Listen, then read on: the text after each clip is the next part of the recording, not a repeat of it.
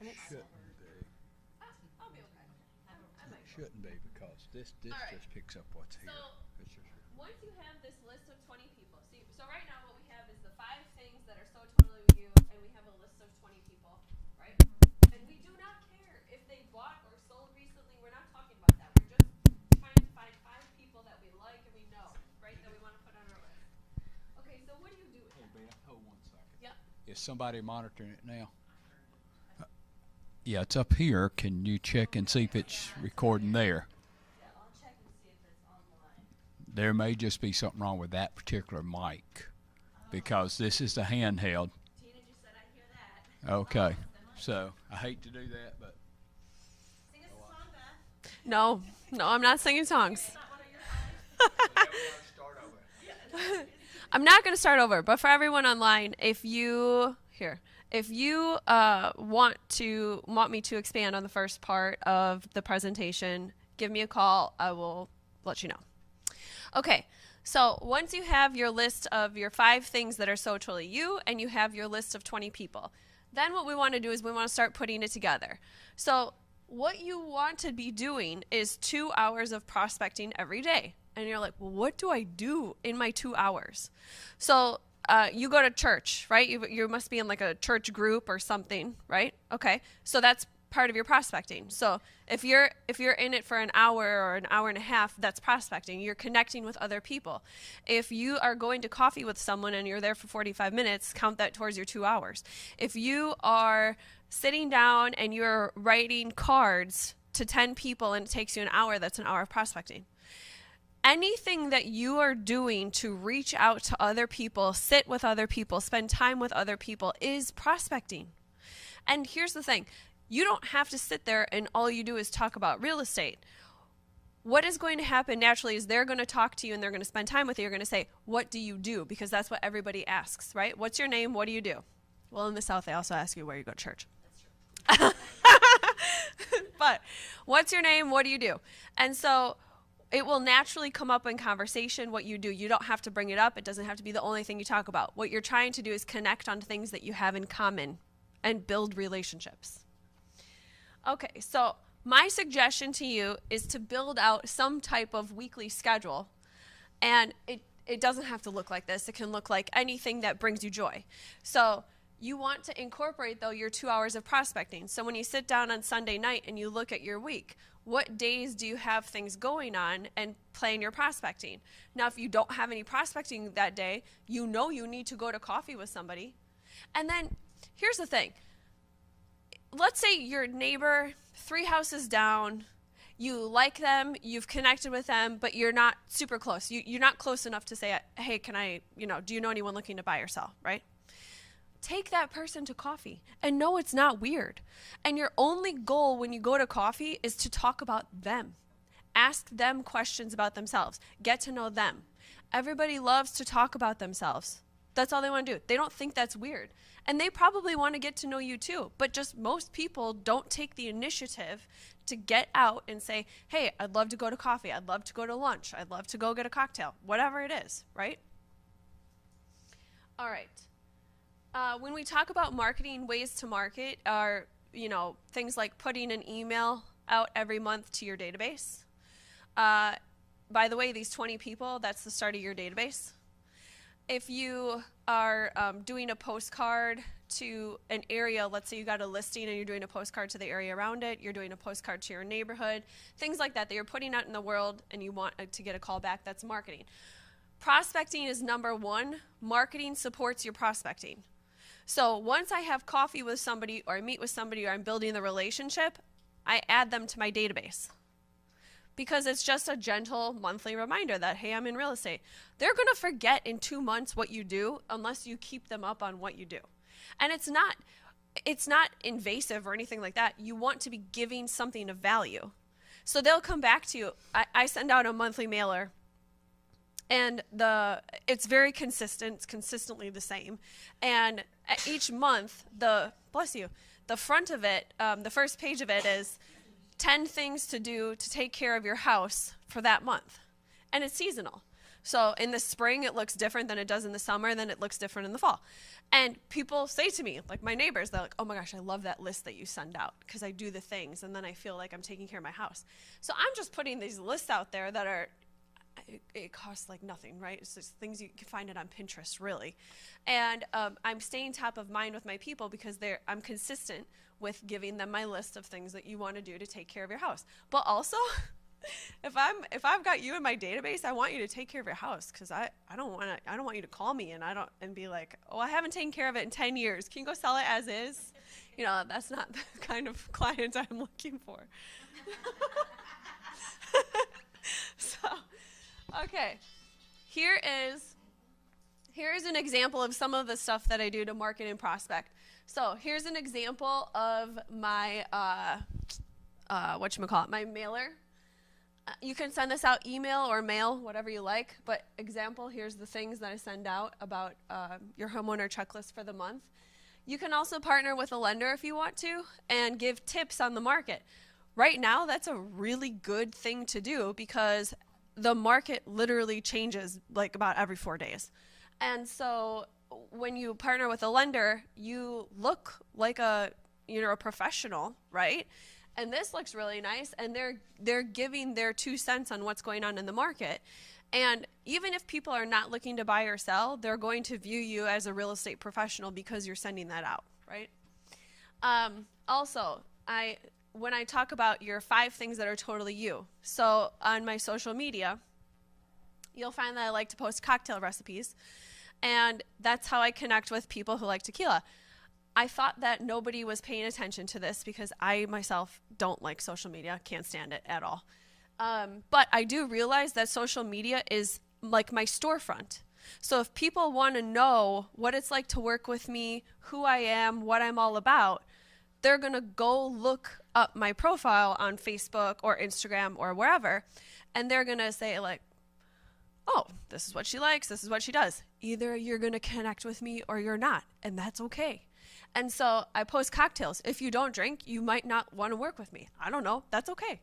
And here I did a pumpkin giveaway for all of my clients. So we set up like hay bales and pumpkins and gave away pumpkins one year for Halloween.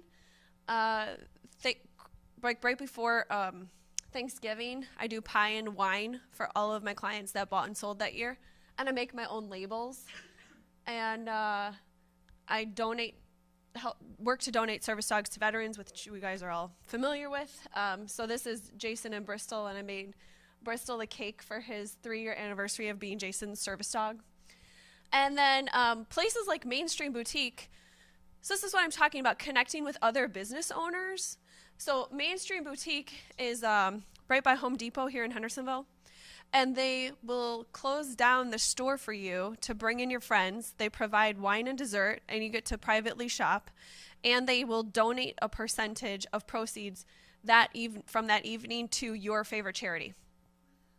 So partnering with local businesses, it's cool for your friends because they get to go. It's like special, right? Like, oh my gosh, they closed down the store for us. We have wine and dessert, you know. And so it's a way for you to spend time and build relationships and connect with people. But it's really cool because you're also supporting a small business. So think of things like that. Okay, so Ed taught me this. He said, find balance. You don't need to be a one-trick pony, okay? You don't need to do it all, but don't be a one-trick pony. So you want to dabble in a few things. You want to go to coffee, you want to go to lunch, you want to get your mailer out, you want to get your email out, you want to have your database, you want to go to your groups, you want to connect with the people, and you're just always working and building that network, right? But you need to do you because people want to know who you are, right? And 80% of your results will come from 20% of your effort. So you want to work to find things that bring you your people, right? So I know Julia just did a porch party, which I did a few years ago, and it brought me business, and it also brought me my one of my best friends, and she's also my assistant. So I got all of that from a porch party, right? And so would I do a porch party again? Yep. My mailer people, I just had somebody. It was a client of mine that closed about a year ago, and I just send my mailer every month, right? And he just messaged me the other day. He's like, I just love your mailer. I follow all the things to do to keep my house up because there are things that I don't think of. And that was just random out of the blue. So sometimes I'm thinking to myself, oh, does anybody pay attention to this? And then something will happen and you'll be like, okay, they are paying attention. Find the things though, like I enjoy sending that out. I find it useful for myself. And so then when people come back and say, hey, I really like that, it makes sense. So find things that you enjoy doing, always give information, and always build relationships, and then you will be comfortable asking for referrals. Okay, if you do what other successful people do over and over and over again, nothing can stop you from eventually enjoying the same rewards that they do. Steal like an artist. Copy what the successful people do, okay? But if you don't do what successful people do, nothing can help you. All right, so I want you to think of 2 marketing or prospecting ideas that you can build into your business. And then outside of here, what you're going to want to do is you're going to want to create a business plan for the year. And what I mean by that is you're going to break down your prospecting daily for 2 hours. What do you do monthly? Do you send out an email? Do you send out a mailer? What do you do quarterly? Do you have some type of event? And is there something that you do yearly? Maybe you throw a big party at your house for your clients, your prospects, your friends, your family, whatever. You just invite everybody.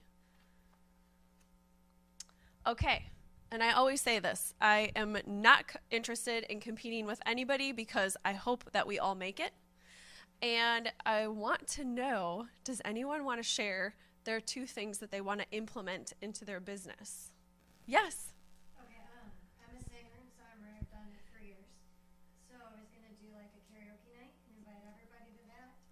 And then just monthly mailers. Yes. Because I have not started doing that. So don't let this overwhelm you, right? Once a week, or I'm sorry, not once a week, but once a month, you're going to take one day, you're going to formulate your mailer. You can go to Pinterest for ideas. You can call me for ideas, okay? And you're going to just map out who you're going to mail it to and work on getting their addresses. That's going to be the toughest part, is getting started. Once you have it, though, you'll just continue to grow from there, and you'll just update your database list, maybe every 60 to 90 days, okay? But don't let it overwhelm you. But getting started with that one thing is going to give you 12 touches in 1 year, right? Okay? And then your karaoke party, I want you to come up with a date by tomorrow for your party. It doesn't have to be in the month of July. It doesn't have to be in the month of August. Make it so it's not overwhelming or you won't do it. Yeah. Yeah. Okay. Yeah. I have a question. But Okay. I'll share mine too. Okay. I want to do so I did the porch party. I'd like to do like a pancake breakfast for like moms and kids because pancakes are cheap and kids love pancakes and it would be really fun. So That's awesome. another little party would be fun. But my question, and then the other thing I want to do is I want to get like all of the moms that have like the naked babies running around, like the free range kiddos. I want them to all come over. Because you're finding your people. I'm finding my people. Yes. I like the free range. Naked babies are not my thing. I don't like babies. But that's perfect for you. Right. Yeah. No, so Like, that- I won't be at your event, but it'll be successful. Thank you. My question is, I don't know if it exists. I hope it exists. I have the only Like that, and I was like, is that I have the only naked baby.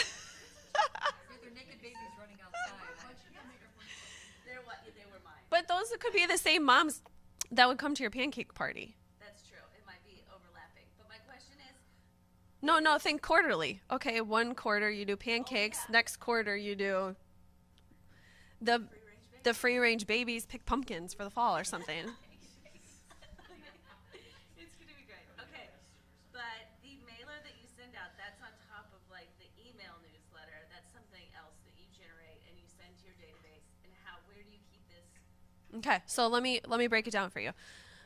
I have 2 minutes. Okay, I use Ushirpa, USHERPA. You can also use, what's it called? promo shop. We are also, I just say this, we are also really, really looking right now at the new Wise Agent. Okay. We're in deep research, but we are told that probably is the next step for exit. Okay. Positive that it is. Anyway, so She'll tell you, I'm just going to tell you what I do. don't use the right one. Okay. The right one is the one you use. I use Usurpa. Why? Because I simply put in a name, an email address, and I click lead, prospect, business partner, or customer, right? And I can break down my prospect by buyer, long-term buyer, hot buyer, listing, or do not send information to.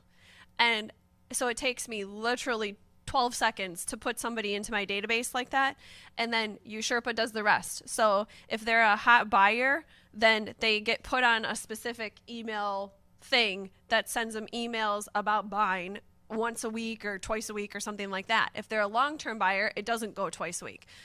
And then for everybody, it sends them a Nashville market video update that's branded with all my stuff. So it looks like I put all this time into sending this video about the local market, but I didn't do anything.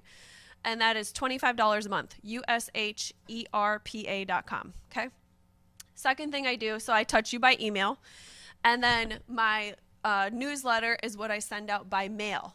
So I'm also touching you by mail. Why? Because I like to get mail. I like to get cards. I like to get mail. I like to get something different than, hey, we can give you a new mortgage or whatever. So that's exciting to me. I think that's fun. Anyway, so I do that. Then I do my quarterly events. So I'll have an event once a quarter. And it's geared towards different clients because now as I've built my database, sometimes I have events that are kid-friendly. Sometimes I have events that no kids are invited to. And it's just because I'm working to cater to all my different folks. Maybe they want to bring their kids. Maybe they need a night out. So those are the things that I do, and that's what I mean by building out your business plan weekly, monthly, quarterly, yearly. And I think I have to be done. Thank you. Thank you. If anyone else has any questions for Beth, you can always write them on that boot camp question wall. And she said she will, if you have any questions or if you miss this, she'll help you later on. So our next speaker is Ed. Yay! Ed's going to take us through the next step. So once you have a buyer, what do? What should you do first? You have somebody, you had a porch party and someone's like, I want to buy. What do I do next? So Ed's going to take us to the next steps. Yeah, you can call me and I'll help you too.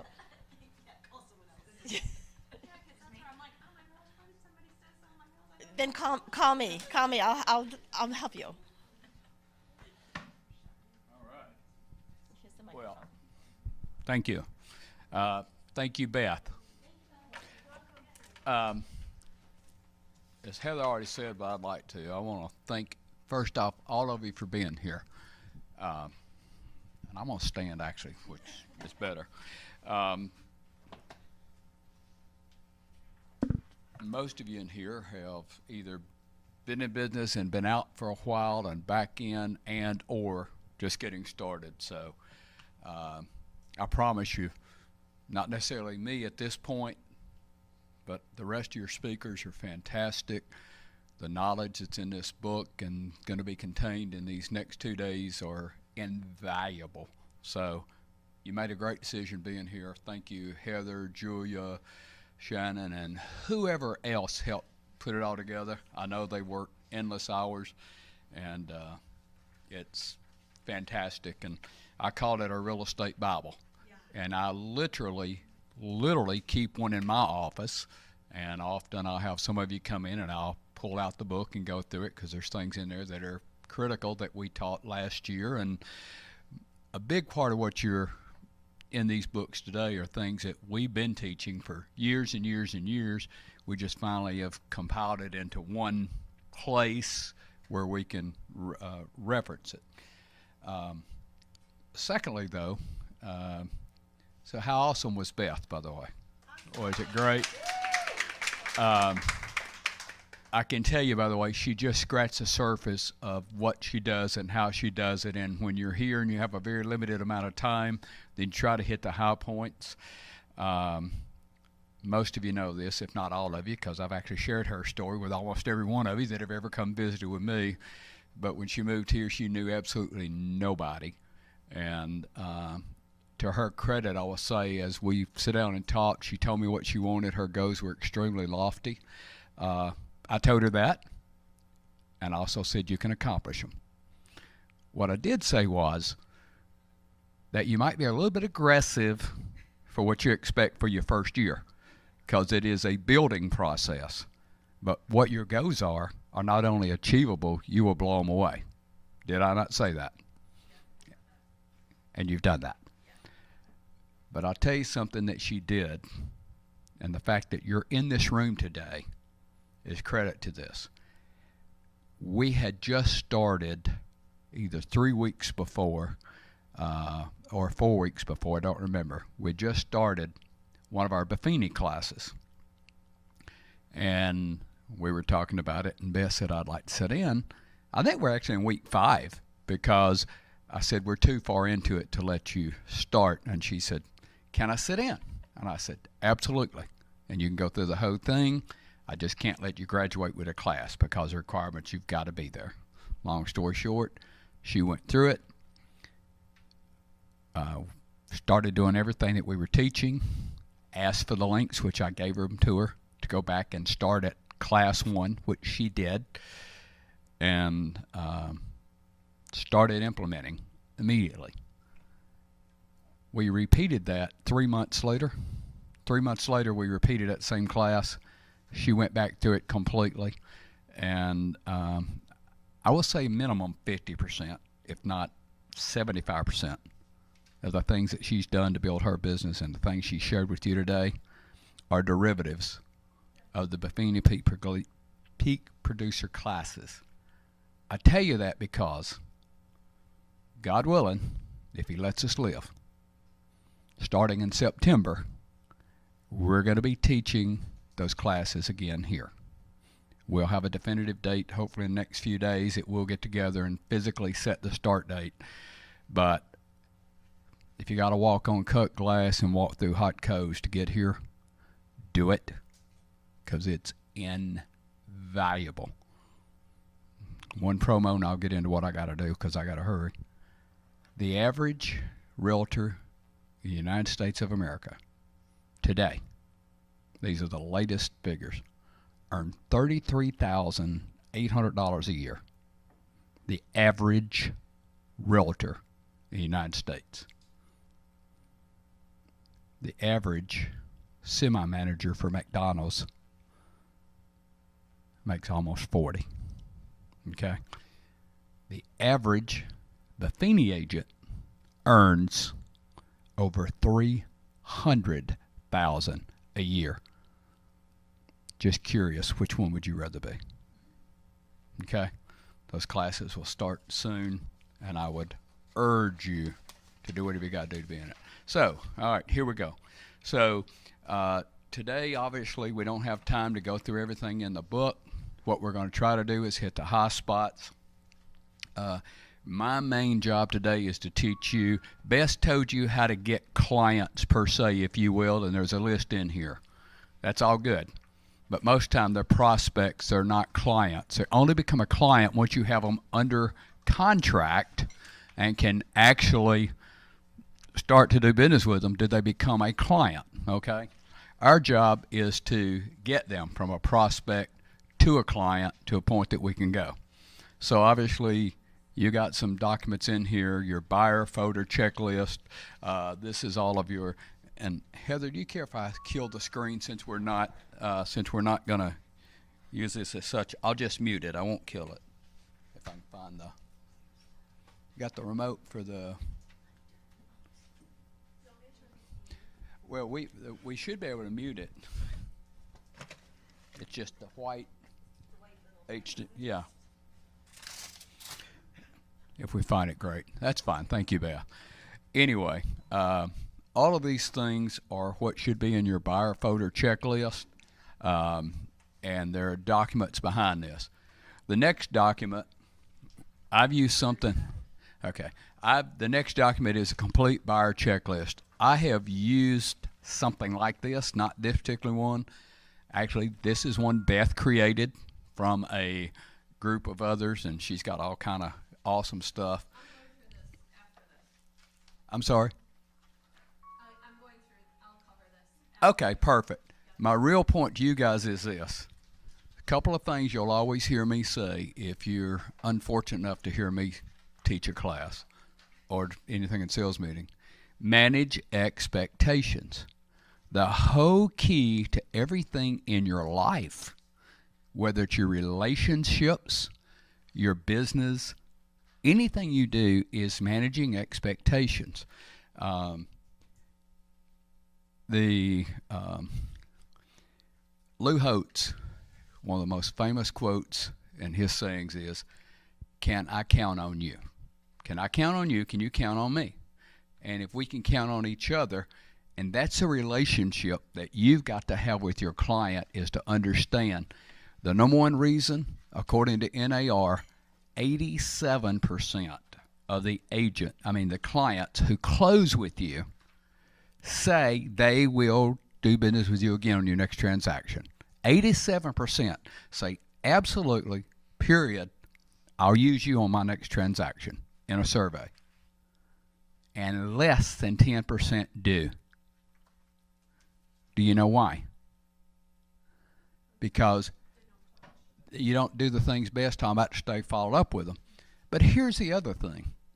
This list lets you understand what they need, what their expectations are from you.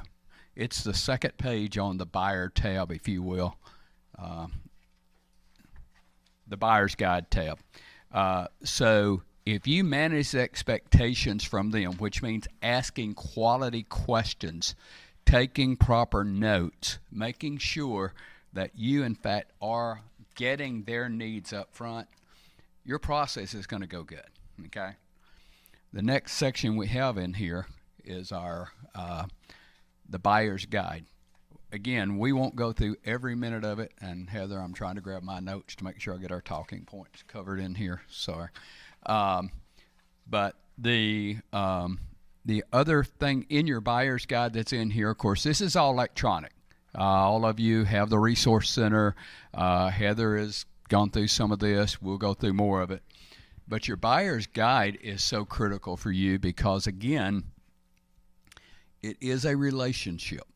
And when you manage expectations, part of what we'll eventually get into back here is, and we won't go in detail on it, but your buyer representation agreement.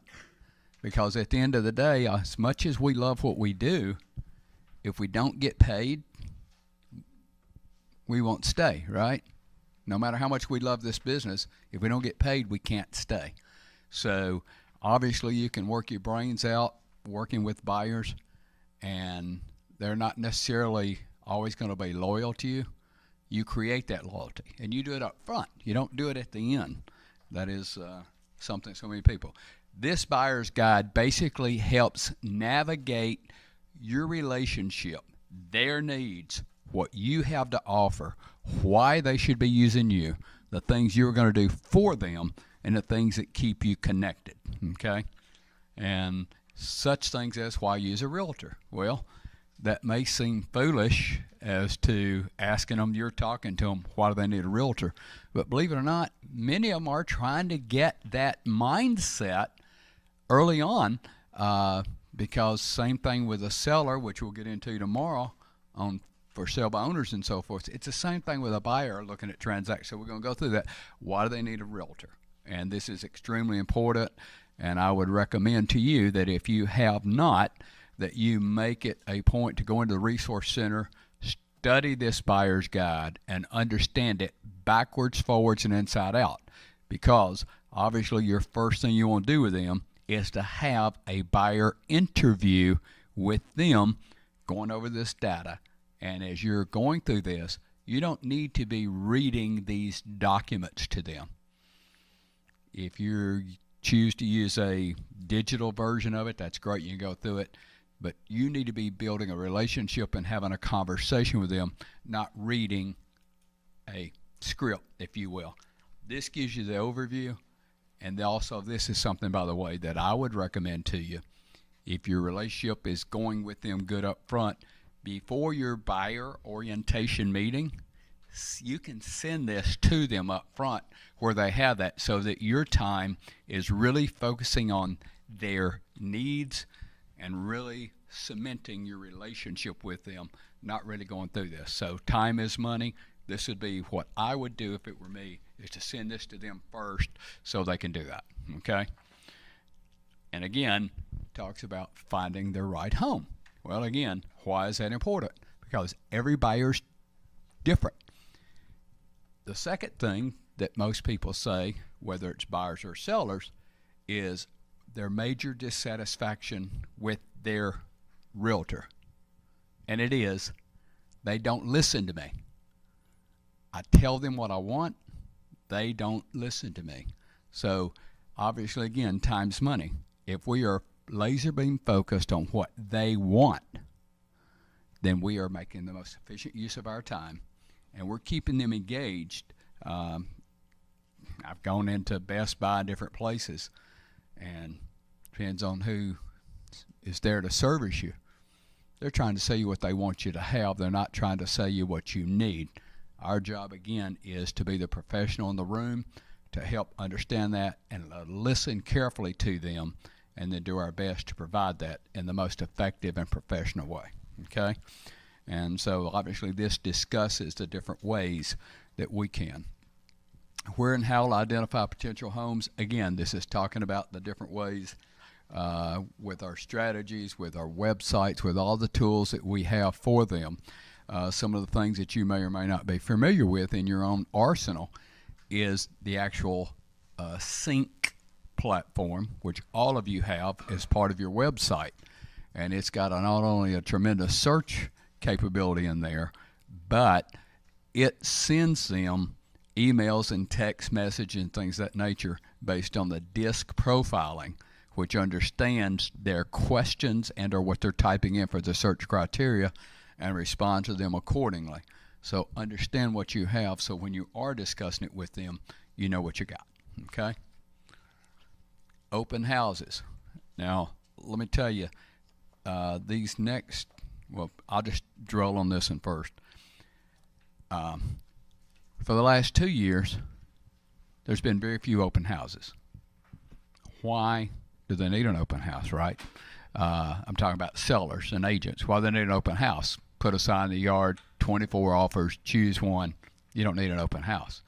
How many of you have watched your RealTracs and watched your emails over the last 2 weeks? We had more open house alerts this past weekend than I guarantee you we've had in the last 6 months. That in and of itself says the market's changing.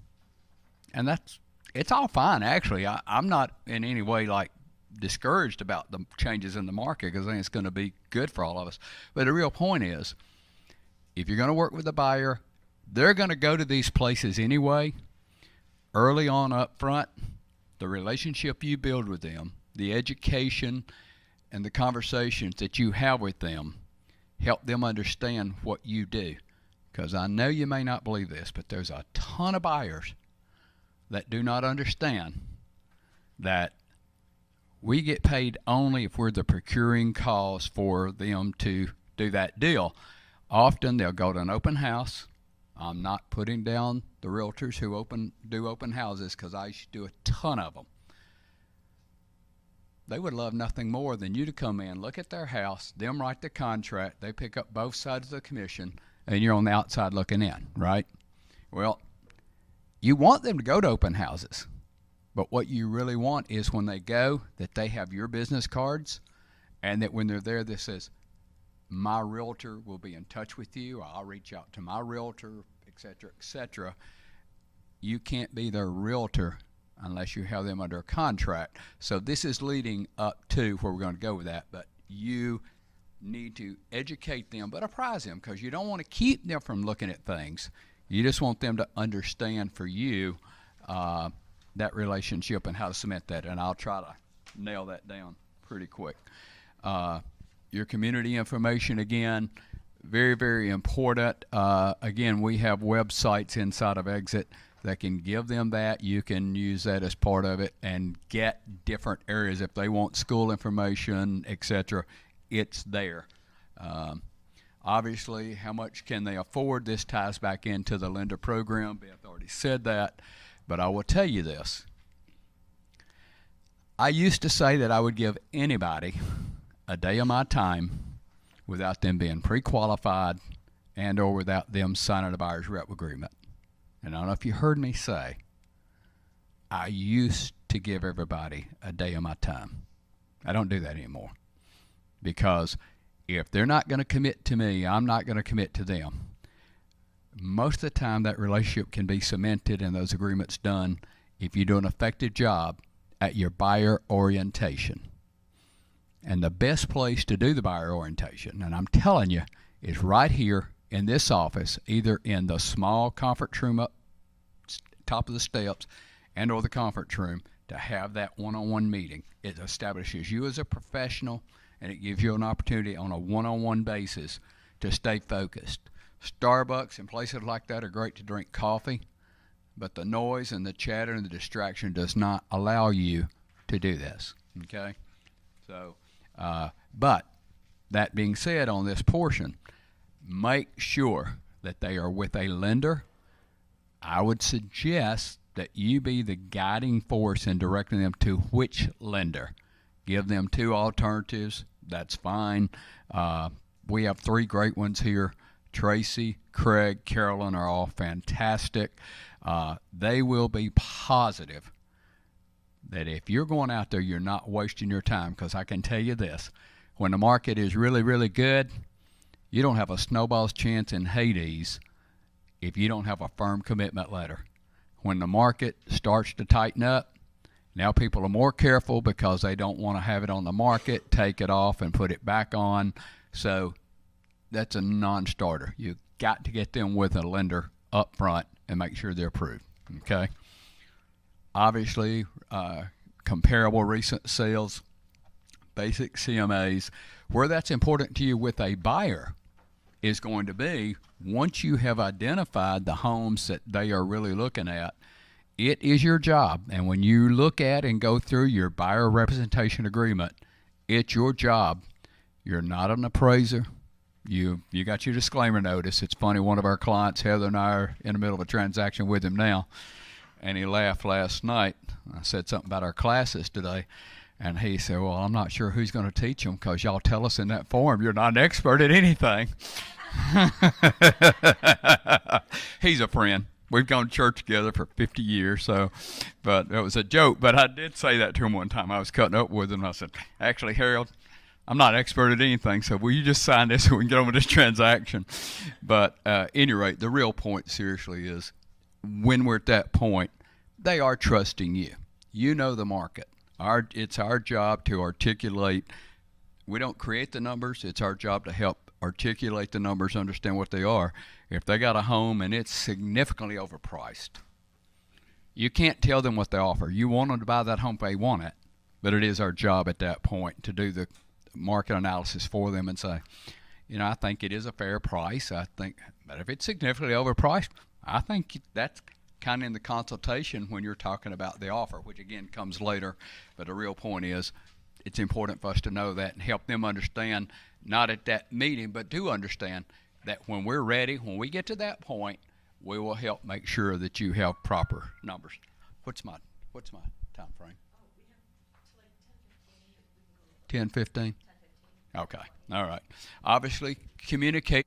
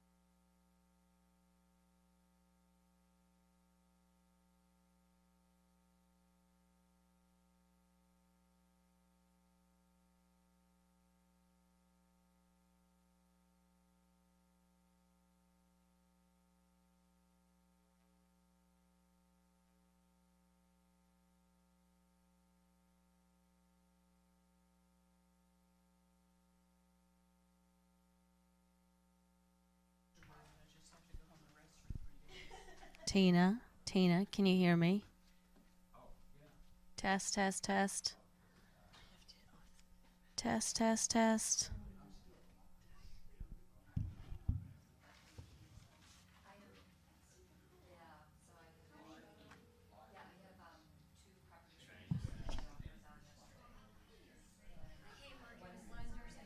Ed must have turned it off.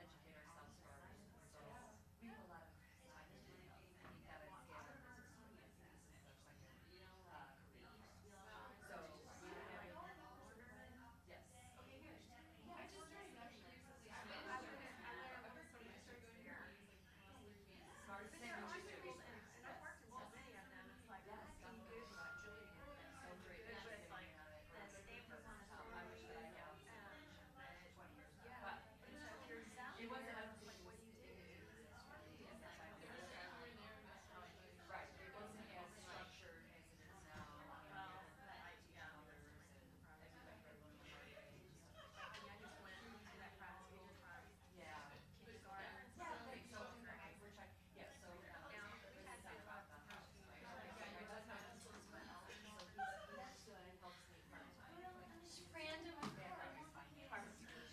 have a closing tomorrow and now the lenders like asking me for license information. So I don't like working with lenders I've never worked with before.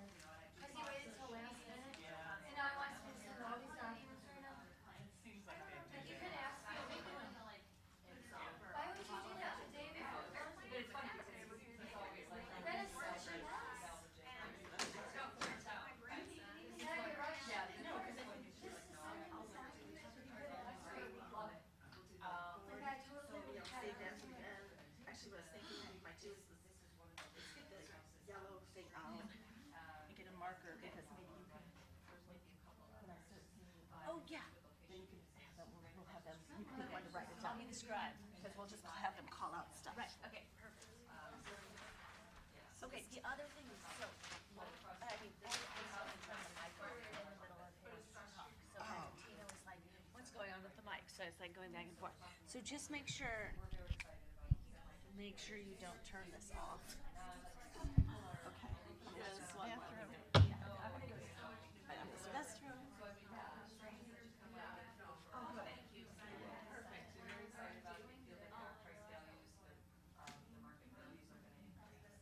And no, I've done everything. Just out of curiosity, do you introduce yourself already? Oh, yeah.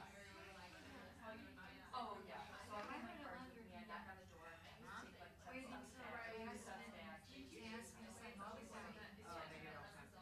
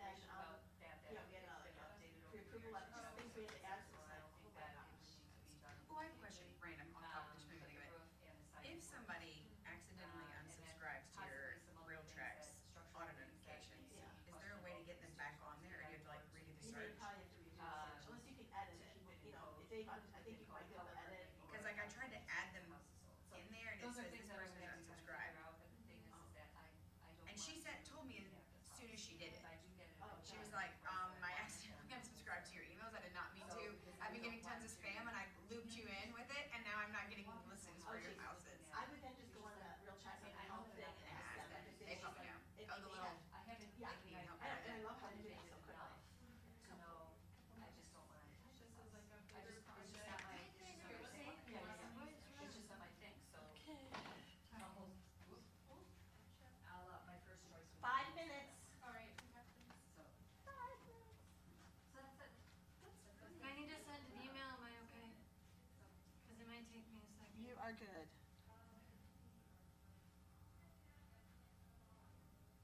Already exists? No, it doesn't. Where? It says it already exists. but I don't know.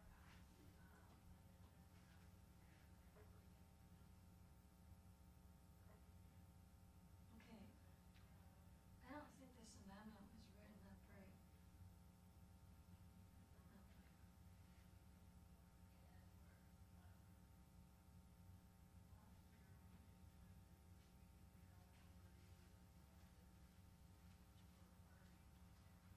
If it says on the amendment, buyer to pay their closing costs, seller to pay their closing costs, they each pay their own. that's, cause he said, I mean, the that lender would would work. like the amendment that says where the seller's paying it 1.5 and I am paying 1.5. But it doesn't say he's paying 1.5, they're paying 1.5. That's okay, right? I don't have to rewrite it? I wouldn't think so, no, I mean, Okay. it's not even 1.5, I mean, Right. it's not one, it's each, there's certain closing costs for Right, buyer and 3 or seller, so 5, they right. each pay their own Mhm. closing costs.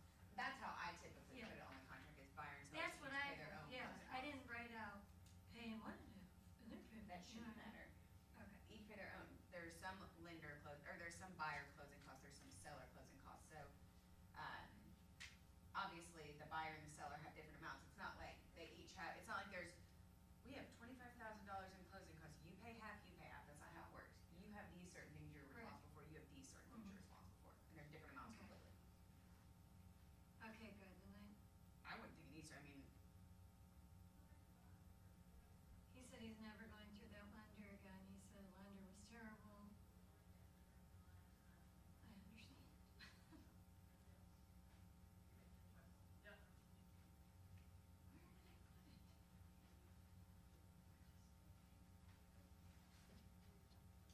Where did I put it? Thanks for gathering the. This binder has so much valuable information.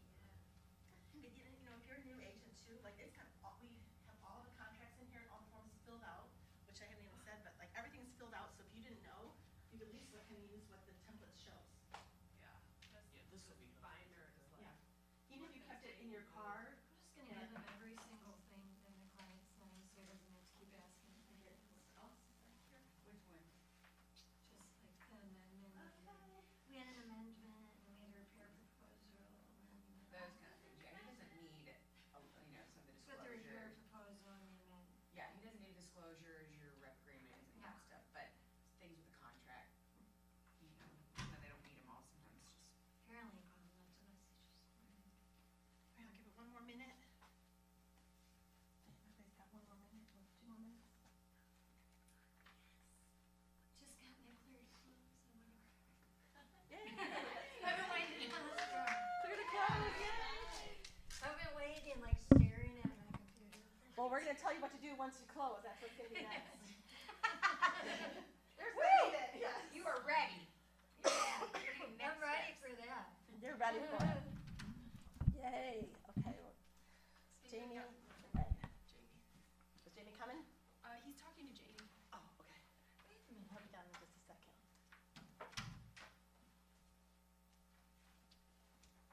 Heather, what are you on the disc? I'm a high I, and a D. So, but like, when That's what I am. when I went to like the broker training, there's, all these different owners of offices and stuff and different brokers and managing brokers and stuff in this huge, room at a hotel. And, they sectioned everybody off and you're like, why am I sitting here where I'm here? Well, they kind of put all the D's in this section, all the I's, all the S's and all the C's. So I don't know if any of you guys have seen my purse, but it's like black. It's colorful like this. Like there's like tons of bright colors all over it. Then if you were to do a deep dive inside my bag, there are like little bags with different colors, full of different things, with pouches and little all that. So Angel Tucker, who's corporate person, she does this disc profiling thing. She said she starts walking around, she just grabs my bag, grabs a few others, and because they were talking about I personalities. I personalities tend to be like people person, tend to like, I don't know, like maybe be fun or or like, I don't know, probably everything I am, like the bright colors, the craziness, that's kind of an I personality, I guess. And so she grabbed my bag and she held it up in front of the whole room, like 200 people. I'm like, oh my gosh, she starts pulling things out. It was like, Oh my gosh. but everything she said that would be in that bag and how my bag was exactly like an I, because it was like, you know, super colorful, outlandish, whatever. And then just like lots of personality, we'll say, just kind of like that fun thing. And like she's pulling out these little bags and they had stuff inside, and like another bag. So like I'm definitely I, but then the D. Ukrainian nesting That doll. is so my worst right there. Yeah, it just. Yeah, Yeah. That's so funny. Mine is wallet, keys, phone. Oh, it's right. And mine is like, you know, everything under the sun. Wallet, keys, Plus. phone, maybe a pen. Yeah, I got a little bit of sunshine and rainbows coming out of that Mine's not bag. colorful, but I also have like bags within bags, and then I have like a card holder. Well, and that's an I a thing too, Tide bags pen. within bags. And, Yeah. but then the D stuff tends to be more of like all like, you know, lots of responsibility type things, I guess. You know, more like Funny. details or doing this or that or the other. I'm more familiar with like Myers-Briggs. Yeah. and Yeah. Enneagram. I know. Did I you am see on too. this one they show the Myers-Briggs on the bottom of it? I saw Did you see that. that? It's like I'm That was INFJ and like a 9. Yeah. Yeah, and it's Exit as a corporate company. They just use this disc, so they refer to it all the time. And I remember I was here for like a year and I had no idea even what, like when Ed was saying disc, I'm like, disc, like back disc, frisbee, you know, frisbee disc golf or something. I don't know. I feel like I did that for when I worked for, it was like part of the job interview for like when I worked for that last this real one you estate did? company. Yeah, so it might, maybe it's just like a real estate thing. I did it at my last firm too. Oh, you Yeah. did? Yeah. Okay, But so, I don't remember what it was. okay. Well, all right, I guess we're just gonna move on and everybody else will follow. So typically, you know, once you have your buyer's rep agreement and all that. Typically, once you have that buyer's rep agreement, your next thing would be going to showings. Kathy's going to be talking about showings and making the offer and negotiating all that, but that's going to be after lunch. So right now, we're going to just pretend you just closed your deal, okay? So we're kind of skipping out of the order, but let's just say we just closed our deal. So we're super happy, right? Your clients are really happy, so congratulations, right? The very next thing you do is you take that check that you get from the title company and you go to Tina and you give her the check and you give her the settlement statement and you get paid, right? But the closing table is not where the relationship ends. The closing table is where your long-term relationship starts. So that's a super important point to note, is that just because you close a deal, in real estate, like Beth said, it's a referral type business. That's how you want to build your business, have that long-term business. So it can't just be a transaction. You need to really nurture those relationships even after, you know, okay, they just bought, they're not going to buy again tomorrow. But you know what? They're a real valuable person right there because they know they just had a good experience with you. They're feeling all your high, and they're going to like want to share, like we just bought a new home. They're going to meet new neighbors. They're going to have friends. They're going to be like really happy, and that's the best time to ask for those referrals. So after the closing, there's 5 things to do. The very first thing to do after the closing is to say thank you. Either write a note, say thank you for your business, give them a gift, you know, like a gift card or, you know, something cute for their home, or everybody's got different ideas. But like that's the most important thing, is just make sure you say thank you. That's really important. The second thing you can do, because we want to constantly be in communication, you may not want to just flood them with everything at one time, but the second thing would be, since you're their trusted advisor, they just moved into the new home, you've already said thank you, here's your closing gift. Well, they may need somebody to help them because let's say they negotiated so many repairs on their inspection, but there's still like 20 things left to do, and they might need a handyman, or they might need somebody to come and, you know, fix the roof, or the things that, you know, they may need for the home, or they may need someone to put in closet organizers if it's a new construction. So these are the things that we have, that vendor list. You can create your own vendor list if you have certain people that you like to work with. But you as a trusted advisor, you can become their go-to. So something that you can offer them after you've thanked them is like, hey, here's a list of the people that I work with. I know you need closet organizers. You know, here's a friend of mine that does California closets, or, you know, something like that. But anything you can do to connect those people with any service professionals, It's going to make you stand out. It's just another way for you to like reach back out to them after closing because they're very busy, but that's something that you're offering of value. The third thing you can do is ask for a review or a testimonial. They're going to be loving you, so like the best time to have them do that review or testimonial is after closing, you know, within a day or two, before they get too busy. There's ways that you can set it up where you can just have it sent to that they can just do it really fast on the computer where they don't have to log in 10 steps. I don't know how to do that exactly, but there's people that do. So if you can get them to write that review or testimonial, if you can do it within that first week, that's like an ideal thing. The fourth thing that you want to do after closing is ask for the referral. Asking for the referral, that's the best type of lead. Anything that they can share, you know, say, oh, you know what, my neighbor's thinking of selling too. My sister's planning to move to Nashville, anything like that. Asking for the referral would be the fourth thing you want to do after closing to, you know, keep this relationship going. Asking for referrals is the best way to build your business long term. Like Beth said this morning, you know, referrals, repeat business, sphere of influence, it's just so key, and that's how we all do it that have been in the business for a long time. And then your fifth thing you want to do is plan to stay in touch. And Beth talked about some of those this morning, but staying in touch, those are kind of the things that she said, like, you know, sending out a newsletter, having the parties, putting them in your CRM, like a drip campaign, sending out holiday cards, market updates. If you even sold them a home a year ago, you may just want to do like a simple CMA, CRM, or CMA, sorry, I have a CRM over there. A simple CMA 1 year later, just saying, hey, you know what, your home I think's gone up $15,000 since you bought it last year, or something like that. It's just a way to, you know, like, oh, really? Because sometimes people don't follow. You can host a party, like she said, or those Popeyes. When you do Brian Buffini, you'll learn about what Popeyes are, and Beth was kind of showing some of those. But I wrote down a couple, like you've heard of like the Popeye where it's like, here's the scoop, where you just give out like an ice cream scoop to people and then you're kind of giving them a scoop on the neighborhood or whatever. That's kind of like the idea. I wrote down a couple just to get your mind going, and you can find them all on Pinterest. But like, your referrals are my specialty, and you like wrap up a little bit of tea and honey or a little spoon or something like that, and you give it to people that you are in your sphere or past clients or current clients. I saw one that said, you need a new woof, like, and you put dog treats instead of like need a new roof or a new home. So it's just a cute idea, right? I'm never too busy for some more of your referrals. You guys can fill in what that is, you know, little chocolate and candy or whatever it is.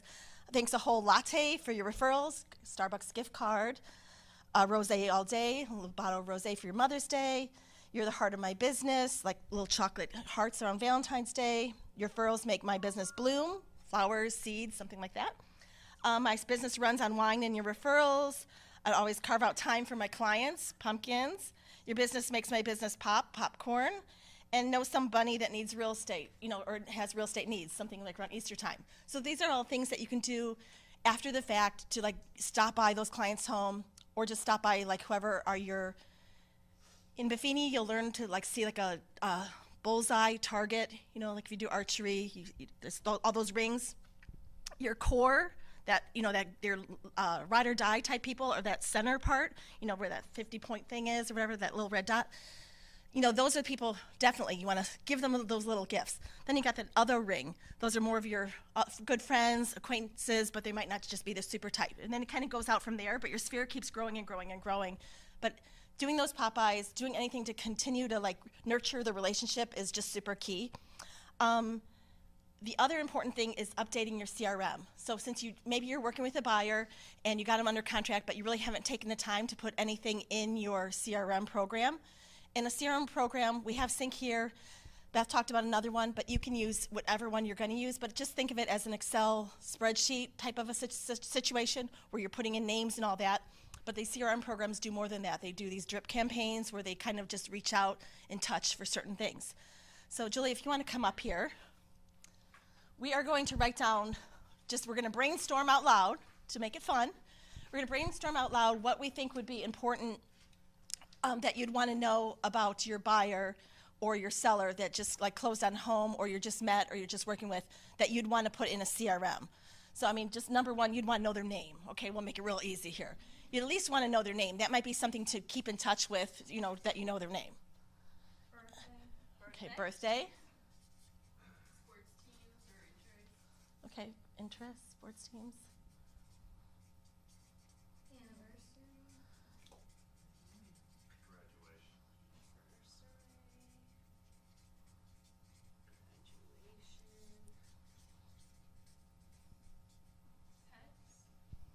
Yeah, pets' names, right? Pets' names?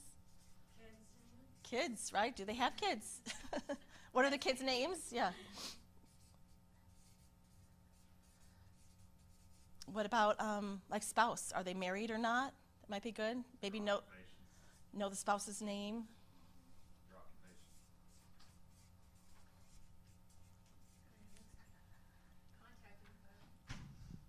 Yeah, contact info, right?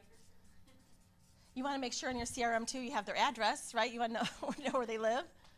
You may want to know if they just bought the home or if they've been living in their home for a while. So you might want to know kind of, are you thinking of moving? Like, when are you thinking of moving? That might be a question. Or when the date that they bought their home. So if they just closed, in that CRM you're going to want to put, whatever, July 23rd, whatever day it is. The day they closed on their home, just so that'd be their anniversary date of the day that they closed. Because a year from now, you can send them a card or reach out to them just saying, congratulations, you've lived in your home 1 year, blah, blah, blah, blah, blah. And that would be a good time to say, hey, this is what your home's worth today. You made a great investment. You guys are smart, savvy buyers. Anything else? Okay, so we have a couple ideas right there. So what we're going to do, since we're trying to make it fun, is we're going to just kind of pair off and ask each other just some questions. Because when you're talking to people, you may not get all this information at one time, especially if you do those leads. Sometimes with the leads, it's hard to really connect, and you kind of want to find that common ground. So you kind of have to ask questions, but you also have to be a really good listener. And like even Ed said, you want to hear more about what they have to say than what, you don't want to talk about yourself, but you want to hear more about what they want to say. So just as like a listening practice, we're going to pair up and have you guys ask each other a few questions just to kind of get to know each other, even though you may, but you may not. And then we'll just have somebody come up and we'll see if they can maybe respond without looking at their notes. We'll just see. You can have notes, but we just might see how good of a listener you are. So Maybe you find someone that you don't already know, because it's like you two. Like, you two can't be together. Like, okay. And we're just going to take 5 minutes with this. So spend just a couple minutes talking back and forth, see what you can learn from each other.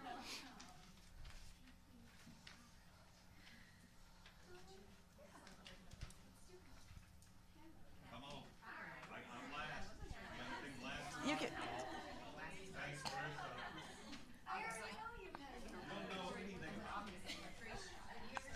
All right, so we're going to take 5 minutes.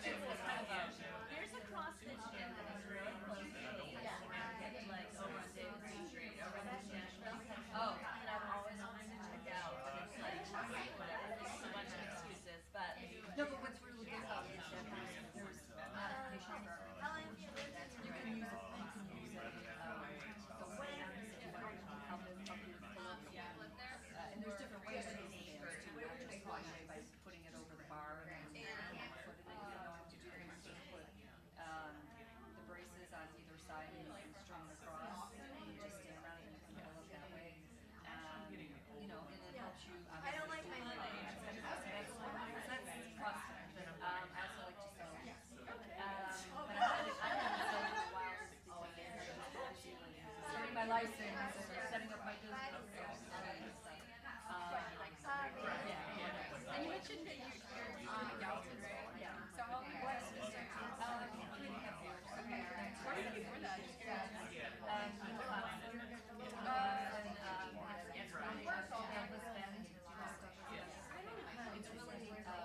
the next, let's see, the next subdivision before that. It's like 4 miles away from Treaties. We're kind of on the border of, No, so there's Lakeside and then there's Gulfside, there's subdivision, but we live, cul-de-sac, we're like, I like the subdivision because we're one of the smallest towns, so it's good for us. We're a small fish in a big pond. Totally. All right, we're just gonna take one more minute, maybe. Sorry, what did I You're really breaking up our Oh, yeah. That would be my address, is Foxland. So look up Foxland, look up Vining, look up, Boardwalk Place. Those are big ones. Mine just are all my kids this way, but, Yeah, those will get you. You should drive around there because like my they're daughter's building, Girl Scouts, condos and like I do all right events for along Girl Scouts with her, River there, and right help her. along, I do all, it's not River, the it's, sun, Old Hickory Lake. I sit outside in the cold. So when you see them from, you'll see them from 31. There's 2 up there, 2 already, and they're putting up 2 more. Like you can clearly see them, that's my neighborhood. That's a good area. Yeah, so drive through there, they do put houses for sale, And I've given out my card, thing is that. but one of them actually was my, really small size. Yeah, Got sold through it's different really agents, inconspicuous. but she wasn't my name. But yeah, you can, but they, of course, they don't like solicitation or anything like that. So you have to call, or you have to send them a So you mentioned your husband, he does, I like to. Motorola. He does Roger, I like my to manager. You travel. guys are trying to move over to do What's your husband do? We're going, so what, actually, we're Going on So he's, he's trying to do a good job, but we have Okay, everybody wrap it up. Wrap it up. coming in, so 10 seconds. leave his job. He's gotta get 10 seconds for that last question. Wrap it up. All right, if everybody wants to go back to their seat. And everybody wants to either go back to their seat. Right. I know, my goodness. That's okay. Oh, good. Yes. All right. I might just do that. Okay. Should we just ask for volunteer? Okay. Okay. All right. So, does anybody want to volunteer to come up here and just? All right. So, Shannon and Cece, will you guys come up here? Okay. Okay. Well, then, all right. That's fine. Shannon, you can come up here. All right. So, Shannon's going to tell us about Cece, what she just learned and how she listened, and just kind of what information she kind of gathered. Let me look at my form here so I make sure that I am ready. Cece, my friend, she has 2 children. They are both in Ohio. She has 11 grandchildren, which gives me a lot of hope because I have 2 boys as well, and I want a lot of grandkids. And if you can get 11 out of 2, that is doing things. So I'm excited about that. She is remarried, and that's what brought her to Hendersonville, which we're very excited to have her. She is just getting started and kind of learning the ropes over here. I don't know your birth date. I'm sorry, I can't send you a card. But I will. Thank you. Thank you. Let's see. What else did we talk about? Everything. Any fun facts about her, or did you learn any interesting hobbies? No, what did we just talked about our kids. That's good. That's good. That's really, oh, she's about to have grandma camp. Guys, she has 5 grandkids coming next week to stay with her. That's intense. But they're older, most of them, so that'll be fun. Well, awesome. Okay, Thanks. I think you did a pretty good job. Yay. Shannon gets candy. Does anyone else one more person want to come up? Okay, perfect. Grace is going to come up. So Who was your partner? Lori. Okay, so tell us about Lori. What did you listen and hear? So Lori and I chatted about she and her husband, they're starting to do real estate investing together, and they live in Gallatin. They've been there for 3.5 years, and she just worked on getting licensed. She used to work in compliance with like CDL trucking, and so she's using all of that compliance and like data knowledge to like look at these investment properties. So she and her husband are trying to get to a certain number every month in residual income and retire, and this is like their second career. So I think that's really cool. Her husband's name is Frank, and they live on Foxland Boulevard in Gallatin. And yeah. Yeah, that's really great. Awesome. Thank you so much, Grace. Grace, you get a piece of candy. The reason that we just did that was just when you're talking to people, or whether they're face to face or if you're on the phone with them, it's like that listening and trying to make a connection and trying to learn about somebody else and trying to get it to flow where it sounds natural. It's just something that you kind of practice, or you just sort of go with it. But you really just need to know to ask questions, even though this might have seemed forced, like, okay, what's your name, your address, whatever. But you just want to constantly be asking questions. These may not all be the questions that you're going to ask somebody and drill down, but, it's just kind of like, oh, what do you guys do? Oh, where do you live? Oh, oh, you got grandkids, whatever that is. And then however you can make that connection too. So if they happen to say something, oh, I live on Foxland. Oh, my best friend lives on Foxland. Whatever little piece or nugget that they give you, if you can somehow make a connection to kind of build that relationship, especially on those leads and like those cold calls like that, those are tough. But if you can somehow, they're saying, oh yeah, we're going on vacation this week, it's not a good time. Oh, where are you going? Keep the conversation going. Oh, where are you going? Oh, you're going to Maine, right? You're going to Maine? Two ladies in my office are going to Maine. That's awesome. What part of Maine? Just whatever you can do to keep the conversation going, to build the connection, just to take it that one further step. Okay, so we're going to do another exercise. And what do we have? 1, 2, 3, 4, 5, 6, 7, 8. So we need to, there are 4, yes, come on, shut that door. We have 4 yellow boards on the wall, not the boot camp questions and graffiti wall, but we have, if I buy now, what if there's a housing crash? Okay, so that might be, these are kind of like overcoming objections. Our goal is we're going to just try to brainstorm as a group. So we're going to have 2 of you go over there, 2 go over there, 2 over there, and 2 over there. And we're going to try to brainstorm how you'd overcome these objections. And then we're going to just talk about it as a group. There's no right or wrong answers, but as many things as you can think of. So the other one is, should I rent or buy? Buyer's scared of the interest rates. And if I sell my home, where will I find a home to buy? So you kind of just get a general picture. So we'll mix it up a little bit. How about Jamie and Cece, you guys go to this. If I sell my home, where will I find a home to buy? Bring a pen and just write down a few things that just brainstorm how you might respond to that if a buyer is wondering, if that's their worried, or a seller.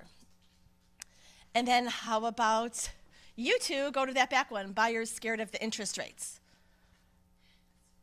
Okay, and how about the 2 ladies in pink? You guys can go to should I rent or buy? And then do you 2 want to go to this one? If I buy now, what if there's a housing crash? Okay, so just bring a pen and just maybe jot down just whatever ideas. We're just going to take a couple minutes and just kind of see what responses we can get, and then we'll also go through them together and see if we can brainstorm some other ideas. You're just trying to answer, so if somebody was like, okay, if I saw it, how people will say, oh my gosh,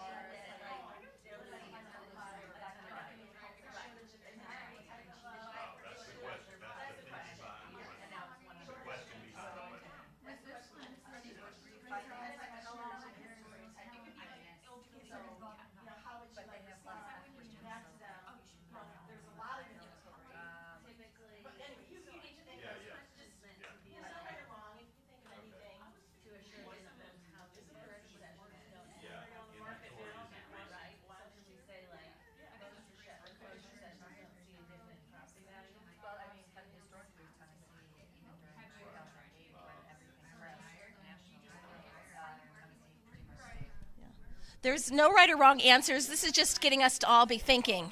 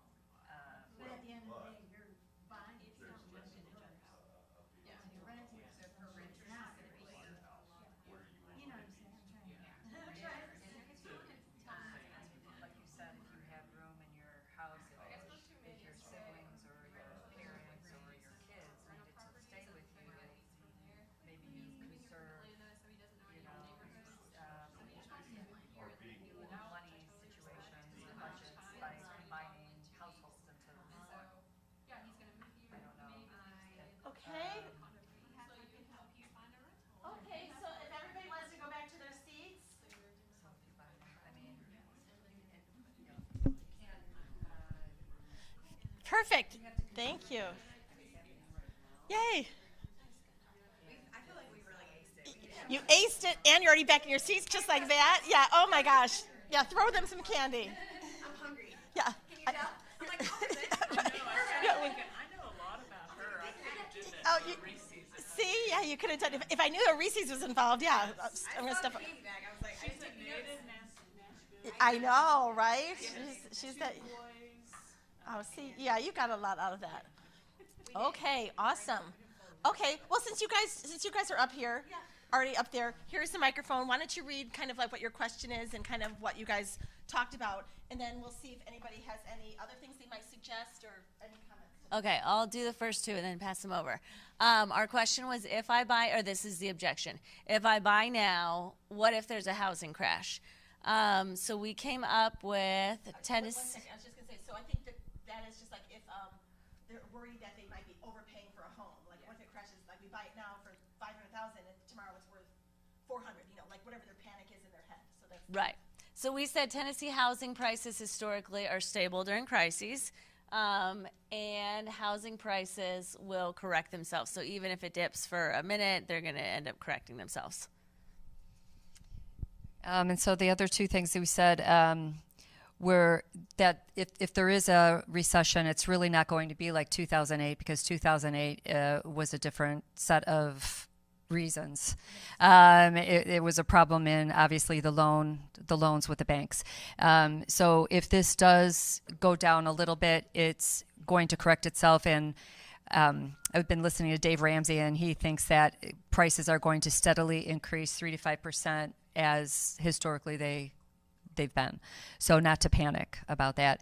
And then you should go, as far as buying right now, buying today is better than tomorrow, just because if you're ready to buy, buy. If you're ready to sell, sell, and go with the current facts and conditions of the market.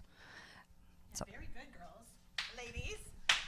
Very good, very good. I was going to add too that, from what I read as well, that home prices, maybe they've dipped, but they're going to continue to go up. So like if you wait 5 years, you've lost all those appreciation for the 5 years. So, I mean, you might as well, buy now. Okay, thank you. Oh, that's all right. Thanks, Jamie. So you want to, it does make sense to buy now because the homes are only going to be more worth more in 5 years from now if you wait. And also, too, like Lori was saying, is that, there isn't going to be that 2008 recession. That was because of all the mortgages and the banks and those were failing. This is more of just, a matter of like COVID and inventory and things like that. So from what I understand, instead of it going like this, it might just kind of dip back to like 2019, like before COVID, and prices were still going up, and that was still a really good price. So anybody have any other ideas they wanted to share with that one? I had an idea that went off of that. The last 6.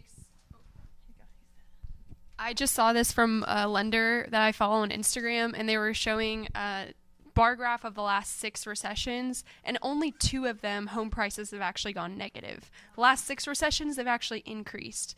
In 2008, it went down 19%, which is dramatic, but we know why that happened. Or maybe not everybody knows why, and you can educate them, to her point.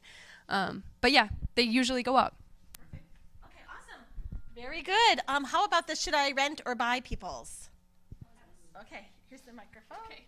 You guys can go back. Pink ladies. The Pink Panthers. All right, so should I rent or buy? Michelle, you first asked. Okay, so we want to get to know our clients, and the first question we thought to ask was, how long are you planning on staying in the area? Because you don't want to buy if you're going to be moving immediately, or so. Yeah, it's not always yes, you should buy. Have you ever tried getting pre-approved? Was a question that I asked. I think we kind of narrowed it down to these 2. These are like your power hitter questions. How much are you paying in rent? That's what Beth said, just plain and simple. How much are you paying in rent? And then the second question, what's keeping you from buying? Maybe they think that they can't get pre-approved, but they've never tried it. Why not? Just try. Yeah, very true. Does anybody have any other ones that they want to add to this? I was going to say, Michelle. just get to the microphone because we're recording. One thing I was going to add is that I think it was NAR, they said the middle class, the way that they've built wealth over all these generations is by owning real estate. So, I think a homeowner has 40 times, I think that was the statistics I read last at our meeting before, 40 times more wealth than somebody that is renting. Not always true, but the average, it's like a 40 times you can build your wealth, and that you just end up having more over the amount of the time. So it's really important that if they are renting, they're on the fence. It may not be for everybody, but really you want to get those renters into a buying situation so they can build their own wealth. Yeah, Julia, go for it. So I had someone that really wanted to rent, and one of the things that I talked with her about, and I didn't convince her, she is still renting, but was the cost of rent is going up exponentially in Tennessee all the time, and there's really not a whole lot to protect tenants. And so I feel like you don't know that over the next 5 years it's still going to be the same, as opposed to with your mortgage, you know that it'll be the same. So that was one. I have a suggestion for those investors in the room. You would understand this is it might be good for somebody to rent to own a property, because especially if they're a young person just coming out of college and really are not able to qualify for a loan, or perhaps somebody that had bankruptcy in their history, or they've just fell on hard times for whatever reason. If they could find a situation to where they could rent to own, then they have an opportunity to be in a house, and then they can fix their credit by paying for the house over a period of a year or two, fix their credit, and then they can purchase that house.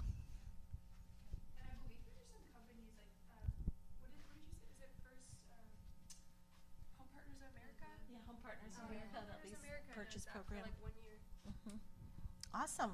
Okay, very good. Thank you, ladies. Yay. All right, how about the buyers are scared of interest rates?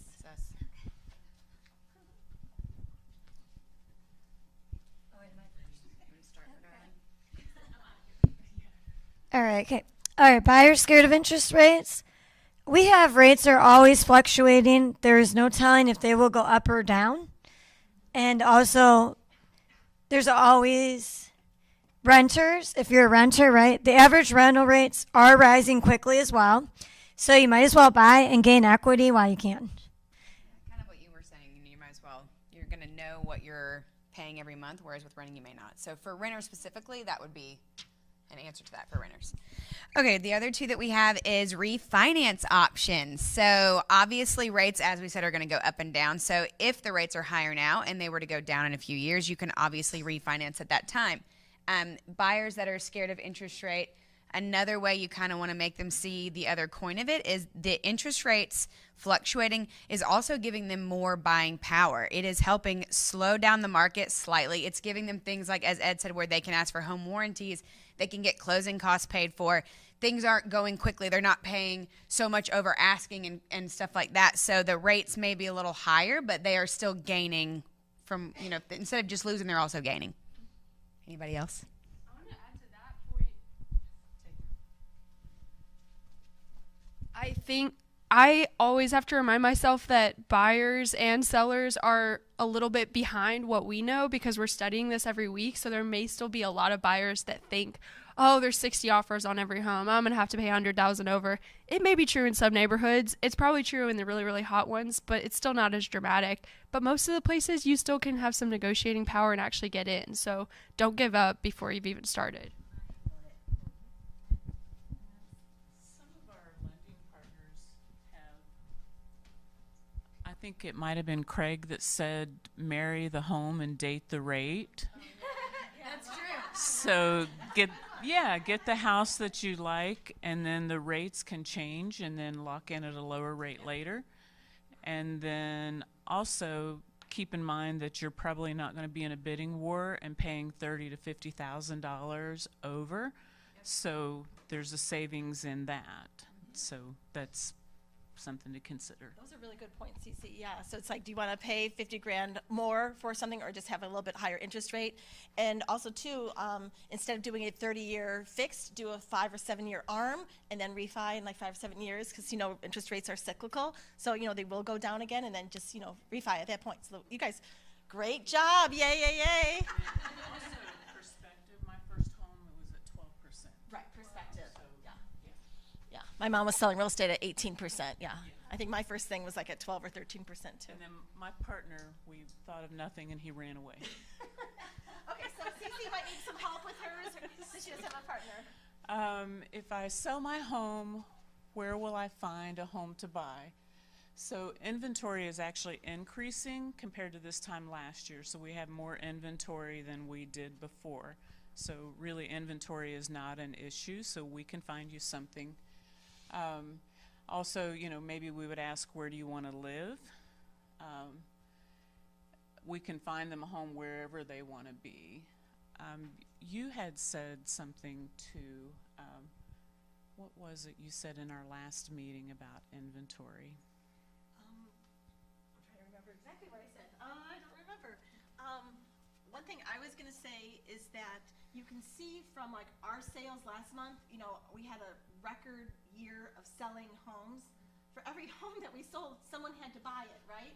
So there, and all those homes are actual properties that we're able to buy. So Oh, I know what you said. you remember? Oh, you see, You were, yeah, you were talking about the baby boomers Oh, and the millennials Yes. and the homes, more homes becoming, existing homes becoming available. Yes.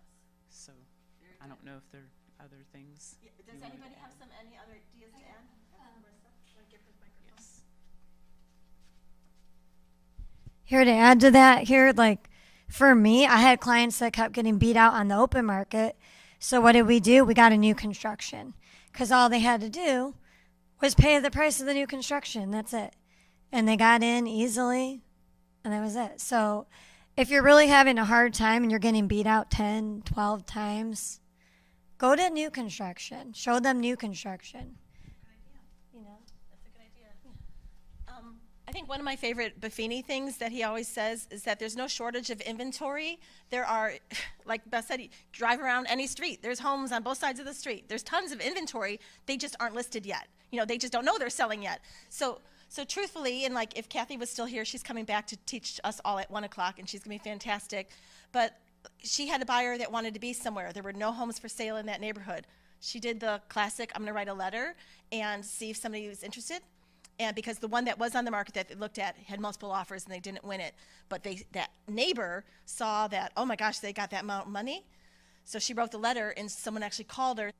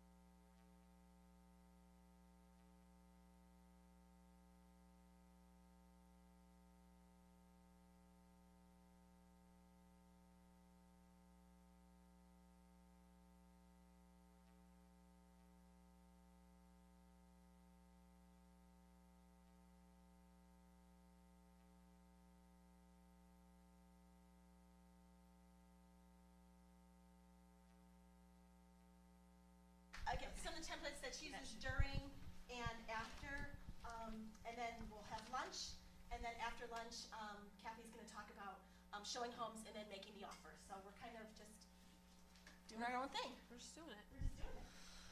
Okay, one of the things that sort of gets lost sometimes in I'm trying to find clients and how do I do the listing presentation and how do I show houses and all of these things. So one of the things that really gets lost is how do we communicate with our clients and how do we continue to look like a professional throughout the transaction, right?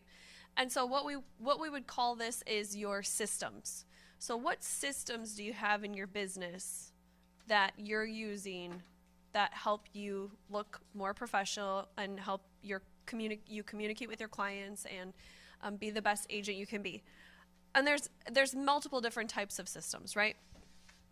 This one I'm going to tell you about I literally purchased this. And then I showed Ed, and he was like, "Can you do it for everybody?" I said, "Of course I can." And so I'm going to tell you what are templates and why do we use them. And you do have a section by Yeah. email templates. Yeah, if you go to the buyer email templates section in the book, then you'll see all of these are already in there for you. So one of the reasons that you have templates is I used to be at a point in my business where people would talk about transaction coordinators, but I couldn't afford one, right? So I was like, well, maybe I need a transaction coordinator, but oh my gosh, I'm not going to give them $300 from every transaction. So how do I do this, right? And then I got to a point where I thought, especially like right now, have a couple deals going, and the opposite agent has a transaction coordinator, and their transaction coordinator is 5 steps behind. They're literally 5 days behind, actually. And so it's just, I'm not sold on that yet, right? So I'm going to tell you how you can look professional and save your money by not paying a transaction coordinator. All right, so. Did it switch? Oh, here we go. Okay, so first I want to tell you how to implement this. I did this presentation sort of fast last year, and I thought for sure people would love these templates as much as I did, and then I figured out that I don't think anybody used them. So I was like, maybe I didn't do a good job teaching it. So this year I have a presentation, and I'm going to break it down for you. All right, so how you want to implement this, and maybe you want to take a screenshot of this slide, is you want to first go into your your Word docs or your pages, and you want to create a new folder called Buyer Templates. And this folder is where you're going to save all of these individual templates. Does that make sense? All right, so each template that I go through with you and that you have in here is going to be its own document. And if you go to the second page under Buyer's Guide, so where Ed was talking and I said, oh, I'm going to go through that. If you go to the second page under Buyer's Guide, you may actually want to take that checklist and move it to the front of this section. And I want you to have that so you can reference where I'm at and what the... So it looks like this. Yeah, it's called the Complete Buyer Checklist.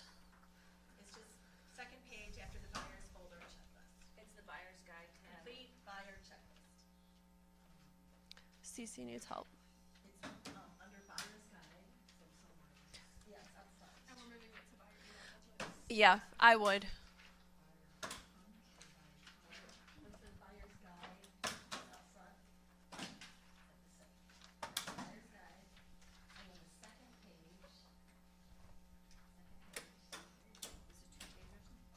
No, it's just one.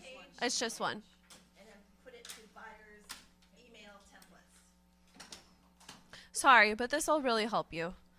So as I go through these templates, you're going to see on the checklist that I've told you where I send it. Like at what point in the transaction do I send this? This checklist is formulated for me. I even have probably changed it 3 times since last year. But you have to formulate it for you. So when you go through this checklist, I combine my my Buffini with my mailers with my checklist, right? I combine it all in one. When do I send my note cards? When do I send these emails? What paperwork do I need to have? When do I submit my loop to Tina? All that kind of stuff. So all of these templates, you're going to have to adjust to you. Okay, I just want to be clear on that. But this is like literally the only framework you need. Okay, so you you create your complete buyer checklist, and then you use this checklist weekly. When you're working with somebody, once a week, you pull out your checklist. So like I have a folder that have all my checklists for all my people that I'm working with or my transactions, right? And one day I call it my transaction management day. and I sit down and I just go through all my checklists and where am I? What do I need to do? What do I have coming up? What do I need to follow up with? And so I can get this done pretty quickly because I'm keeping up with it every week. I never get left behind. I don't miss deadlines. I have them all on here. This is where everything is housed. Also, I heard this once and I thought, wow, that's incredible. If something were to happen to me, anyone could go to my office in my upstairs bedroom, open my transaction folder, and know exactly where I am in a transaction. So it protects my clients as well. Okay, so the first template that I want to go through is my introduction template. And that's what I mean. You have to make this for you, right? So I introduce myself and I say a little bit about why I like real estate. And you want to edit this to bring out your personality, because how do you capture somebody over an email, right? But this is a really great email for the first time you meet somebody where they're like, hey, they're talking about maybe working with you, but you're not quite to the point of they're going to sign your buyer's rep, okay? So this is where you want to date each other and find out, are we going to work well together?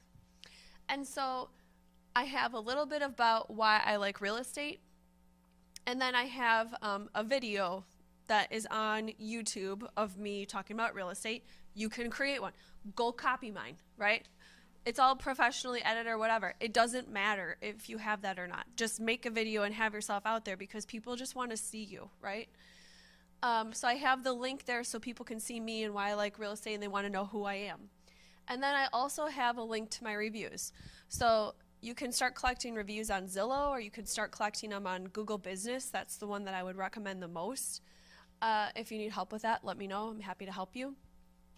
But you put the link in here so that people can click the link and they can go see your reviews right away, okay? And I say, do you think we might be a good fit? Let's grab a cup of coffee and meet. And by the way, here's my website so you can search for houses. And I say don't use Zillow because Zillow is awful, okay? Not that Realtor.com is much better, but it is a little bit better. But you really want to drive them to your website, and you could even take that part out, but I recognize that people don't always want to go to my website. Sometimes they just want to use Realtor.com, so okay, fine. All right.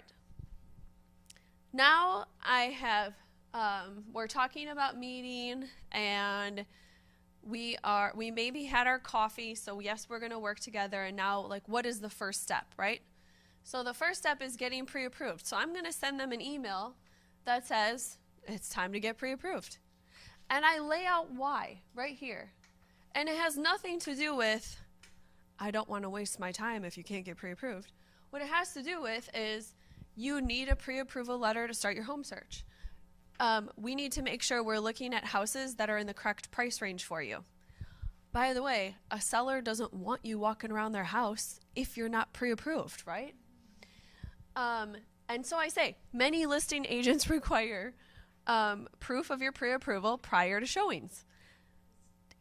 Some houses, that is true, right? But I throw that in there because they're like, oh, so you do have to be pre-approved to even see houses. We want them to think that, right? And then I give a tip for speaking with a lender. And this is just one of the things that I feel strongly about, which is when you talk to a lender, they're going to pre-approve you for the most amount of money possible. That doesn't mean that they have to lend you that much, and that's not even what they're trying to say.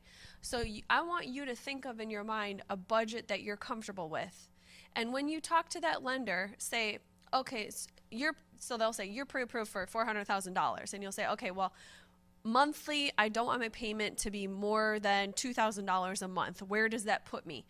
You live in the payment, not the purchase. So I think that's just one of the things that I found really helps me connect with people and really makes them feel that I'm working for them is I don't care how expensive your house is. I care that when we get to the end and you get your payment, you don't freak out and get out of the deal. So that's what I want. All right. Okay. Now, you guys when Ed was talking about all the things you want to cover in your buyer's appointment, right? I print this email and I put it in my buyer folder for when I meet with people. So I print it and I put it in there and I go over it, and then I email it again after they get pre-approved. And this is my buyer rules. Because I have rules that I have to follow, and so do you. So I started out with, yes, there's a novel attached. Grab your favorite beverage and a comfortable seat, so start reading. I tell them that I've set them up to receive auto notifications of houses based on what they were pre-approved for and what we went over. And then I give them websites to look at, maybe not Zillow. And then I talk about rules of happy house hunting. Feel free to go to open houses, but let them know you have a realtor and give them my name, right? If you decide to build in a new subdivision, I will accompany you to the model home for the first time. If you do find yourself at a model home, let the sales agent know I am your realtor. People will keep this email in their emails, and when they're out house searching, I have literally had people call me and say, Beth, I'm going into an open house, but I read your rules. I'm going to tell them I'm working with you. I said, oh, thank you so much. That's perfect. Okay? Because we have to teach people. They don't know this. They don't know this. And it's not fair of us to expect this out of them if we haven't managed their expectations. All right. So I talk about if you want more information on a house, email me. Do not call the sign, right? I can help you with everything, including for sale by owners. But let me take care of that for you, right? And they're happy about that. And I do have them send me the picture of the sign, and I do take care of it because it would be awkward for them to call the seller anyway. They don't know what they're doing. Okay. Also note, many sellers have audio and surveillance on the property. We need to be mindful of that during showings and always discuss price outside. If you don't do that right now, please start doing that. Yeah, get away from the Ring doorbell, okay? I was going to say, be careful what you say, because anything you say can and will be Used against you. And I'll go ahead and finish that sentence in a court of law. Yep. I mean when I say, literally, whether you're standing on the doorstep or outside. I went to my And- granddaughter door knocking last Saturday for her political campaign. Yeah. Unfortunately, at that point, she was more cognizant of that than I was. We didn't say anything back, but we were talking about you could go from house to house and you could give a pretty good feel about what you're going to encounter. And we were one, and I didn't make a bad comment, but I just said something, and she quietly nudged and said, "They have a Ring doorbell." And I'm like, "Thank you very much, I know that." But my point is, seriously, be careful what you say. Mm-hmm. And your client, in other words. So, Point that we don't think about. Yep. Point out is perfect. When my clients are in a house, these are all the things that you're like, oh, I should have told them that. Oh, I should have told them that. I just put it all in here, right? And I refer back to it all the time. Okay, then I talk about the search via RealTrax, okay? Because people are so confused. And how many times have you gotten a call that says, well, it says it's under contract, but they're still accepting backup offers. Can we go see it? And you're like, but it always says that. Okay, so I cover that in here, and I say I'm setting up the custom search. If your search changes, we will update it, right? But you've got to let me know if your search changes so we can update it.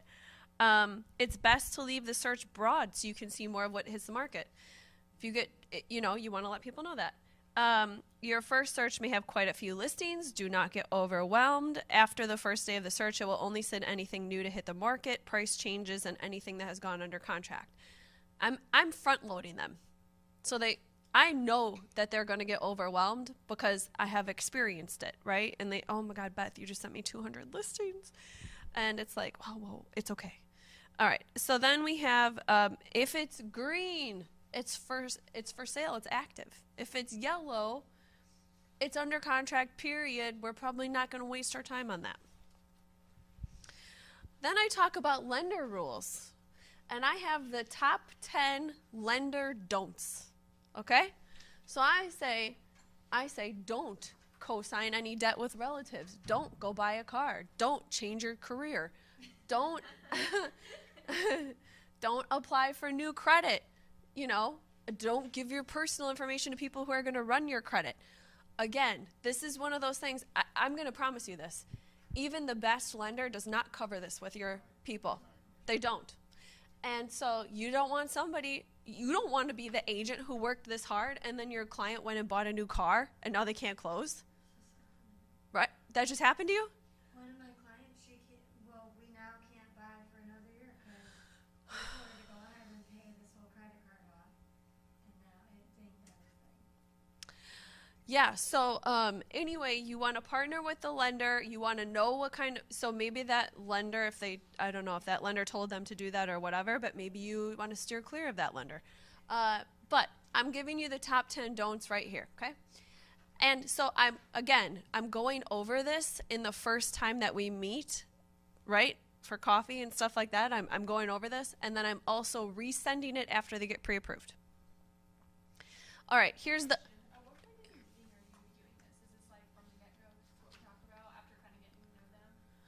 So if I'm meeting for coffee, it just depends on the situation. If I'm meeting for coffee just to see if they want to work with me, usually it's a little bit more in depth than that.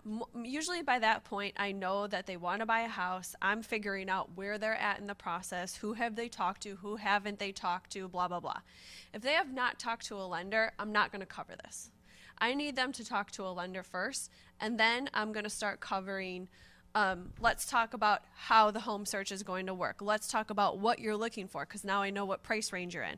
So I will meet with them once if they haven't been pre-approved prior to being pre-approved to kind of get to know them. And then I'm going to meet with them again after getting pre-approved. And that only builds your relationship more. And usually at that point in person, I can have them sign all my buyer rep docs too. But I'll do it on the first meeting. If we already know and we're already pre-approved, then I sign them right away. Okay. I talk about the upfront cost of buying a house because, again, I'm going to tell you, most of the time your lender is not going to cover this.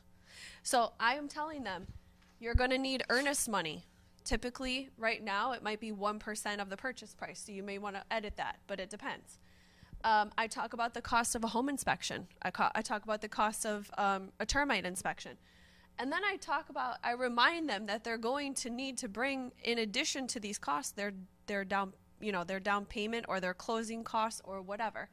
So I'm front loading all of this so that when they're house searching, they don't go buy a $3,000 bed set and then say, it was for my new house, but now I don't have my closing costs. Okay? So I'm front loading. Okay, this is, if you can't tell, the reason I spent so much time on this is my favorite template, my absolute favorite. Edit it for whatever you need. All right, now my buyer went under contract, and so now I'm going to say, congratulations on being under a contract. This is so exciting. But we have, okay, I'm a hunter, so I'm like, it's like shooting a deer, and now we got to do all the work, okay? So, congratulations, you got it. But now we need to talk about the earnest money. Here's where you need to deposit. Here's how much. Here's when I need you to deposit it by. I have the home inspection scheduled for blah, blah, blah time with blah, blah, blah. I know how my home inspector works. I know that he generates an email and they book it through the email and they pay him there. I understand how that works. If yours works differently and you feel like you need to put that in here, put it in here, right? I have the termite scheduled for this time. And once our inspections are complete, then we blah, blah, blah, blah, blah, okay? And I discuss when the ball is in their court and when it's in the seller's court. So if we ask for home improvements, the ball's in the seller's court for them to say no to anything. And when they come back, then we have this amount of time to figure that out, and the ball's in your court, and we figure that out. And people need to know that because I think one time, once they think they got the house under contract, they're like, it's mine. And I'm like, well, we still got a ways to go. All right, I have the close date on here, and then I attach a copy of the contract. I have a question. Yes. Why do you suggest that for the inspection that you go 1 hour after the home inspector begins? Yeah, because for a reason.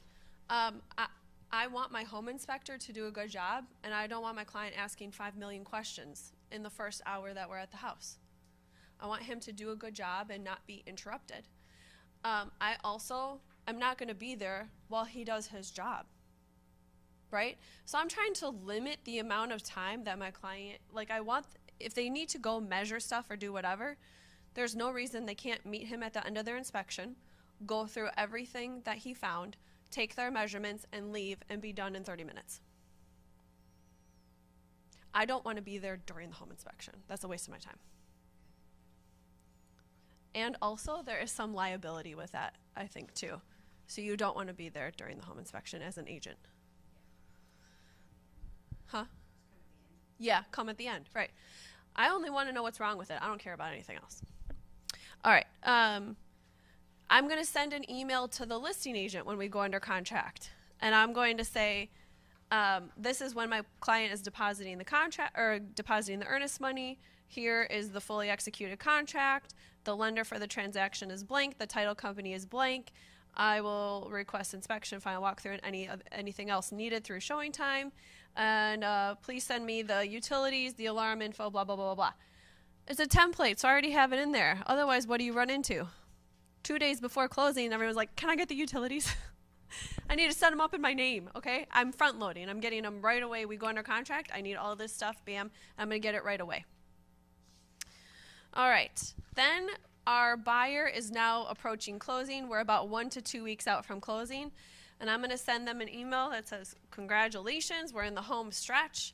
Here are the utilities. Here's who they're through. Here is, I need you to call and have them set up in your name on this day. Your lender will be sending you blah, blah, blah. Your title company will be reaching out to you to give you the amount. If you need to send a wire, here's what you need to do. And then I tell them what they need to bring to closing. So they're going to need to bring their ID. They might need 2 forms of ID depending on where they close. They need to send their money via wire. No, they can't bring a check, right? So we're front loading all of this. Here's the real thing though. I am a forgetful person. So all of a sudden I will be like, oh shit, I gotta send them all this stuff, right? Okay. So this really just makes me look great because I'm just going through my checklist like, oh yeah, okay, I gotta send this. Oh yeah, I gotta send this. And it protects me from being like, oh shit, I didn't send this, right? So it makes me look better, but really how much more professional do you look to your clients because you're sending this? And tell me another transaction coordinator who's sending this. They're not. All right, then I'm going to send a buyer after closing, and this is kind of what Heather talked about where this is the email where you can ask for referrals and ask for reviews. Okay? And you can edit it for yourself. Are there any questions about this? Yeah. Where are these documents located so that we can get them digitally? You can't get them digitally. You're going to have to just go type them in. Okay, gotcha. Mm-hmm.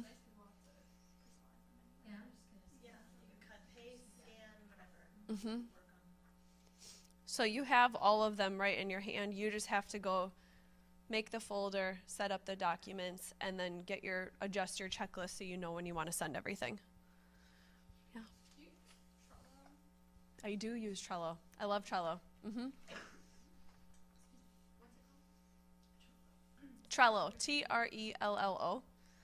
It's like a website of Post-its. It's like virtual Post-its, basically. So you can use it to organize your clients. So one way that I've used it in the past is I'll have all my actives in one column. I'll have all my under contracts in one column. I'll have all of my closed in one column, and I can keep up with that way. Just visually, it helps. Or if you want to put you can add a checklist to any, say your client's name is on the top of the Post-it. You can add a checklist to the Post-it, and this would be all virtual. Then you just have it right there. I like paper, so I do paper, but anybody can do that however they prefer. Sorry, I'm done early, but That's okay. it's just Yeah, it's good. We gave you a chunk of time. I wrote to my notes you don't need 45 minutes. no, yeah. Good. Any other questions for Beth? Well, thank you so much, Beth. You're welcome. Awesome. Nellie, since we're ahead of schedule, do you want to present earlier, or should everybody have a break? What do you think? Whatever you guys want. You guys Okay. have been here all day, so it's totally up to you. I mean, Okay, so Nellie's with Synovus Bank, and she brought lunch for everybody. So if you want to go ahead, get your lunch, go to the bathroom, kind of take a break. She's going to talk for about 15 minutes, and then after that, then you guys can just continue eating. We're not going to reconvene until 1 o'clock. So maybe just get your lunch, and then they'll speak, and then you guys can be free for a little bit, okay? Recess, right? Recess, thanks.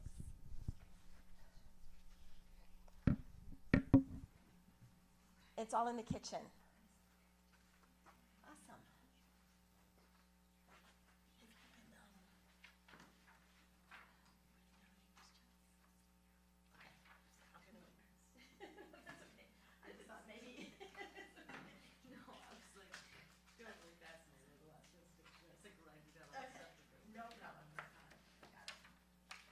We'll just get more later on, so I'll work on this.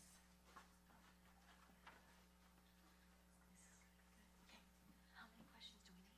Well, we're gonna cover the whole ball. So I'll just go sit in the other room and do this. And I'll just- Do you want more support? Sing songs to you. Yeah. Serenade you. I did this for Sunday school. It's all good.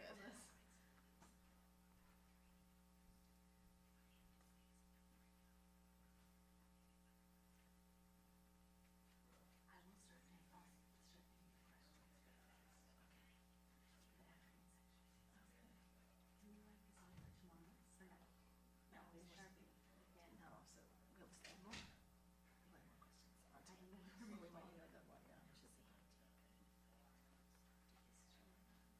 Do we have a microwave? I can't, I'm pregnant, so I can't eat meat if it's not hot. Yeah, there's a microwave upstairs. Yeah, I know. Are you pregnant? Wait a second, what? Oh my gosh, congratulations. What? I just looked in there and I was like, I can't eat that unless it's hot. Oh my gosh, I had no idea. I'm having a hard time because I have a new insurance, trying to find a provider that will take it.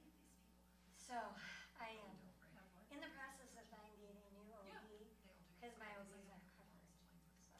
So this is. Oh, you should mind. Oh my God.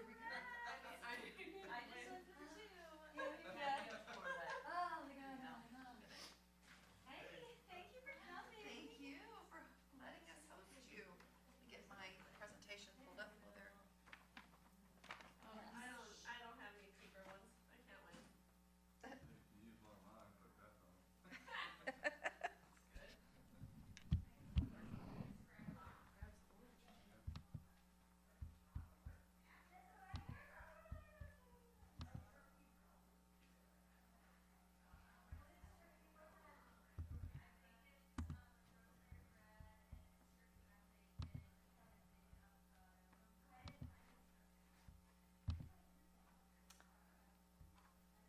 Hey, Mike, you might want to tell them Napa is chicken salad. They may not know what Napa is on the box. That's chicken salad. Let me get my presentation loaded up here.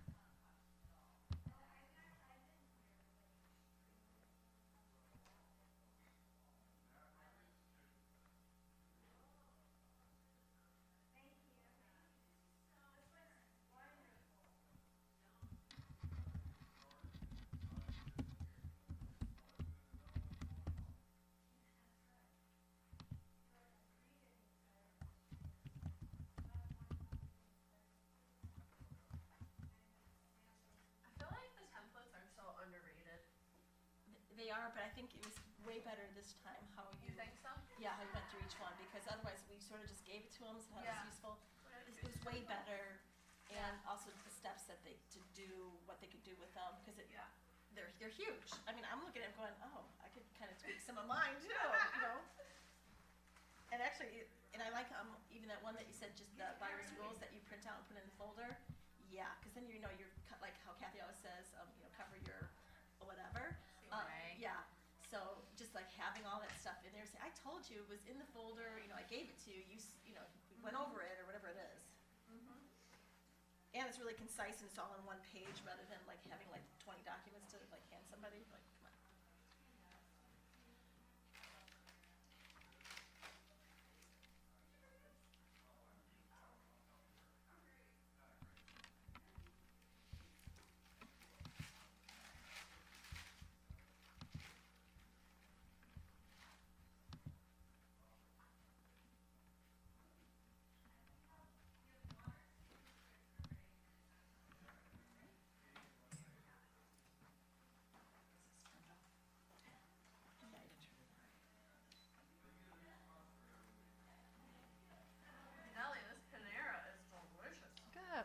using them for catering events like this.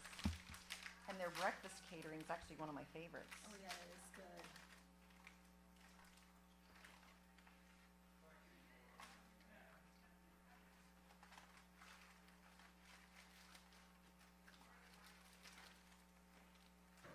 Oh, wow, that's a lot of sandwich.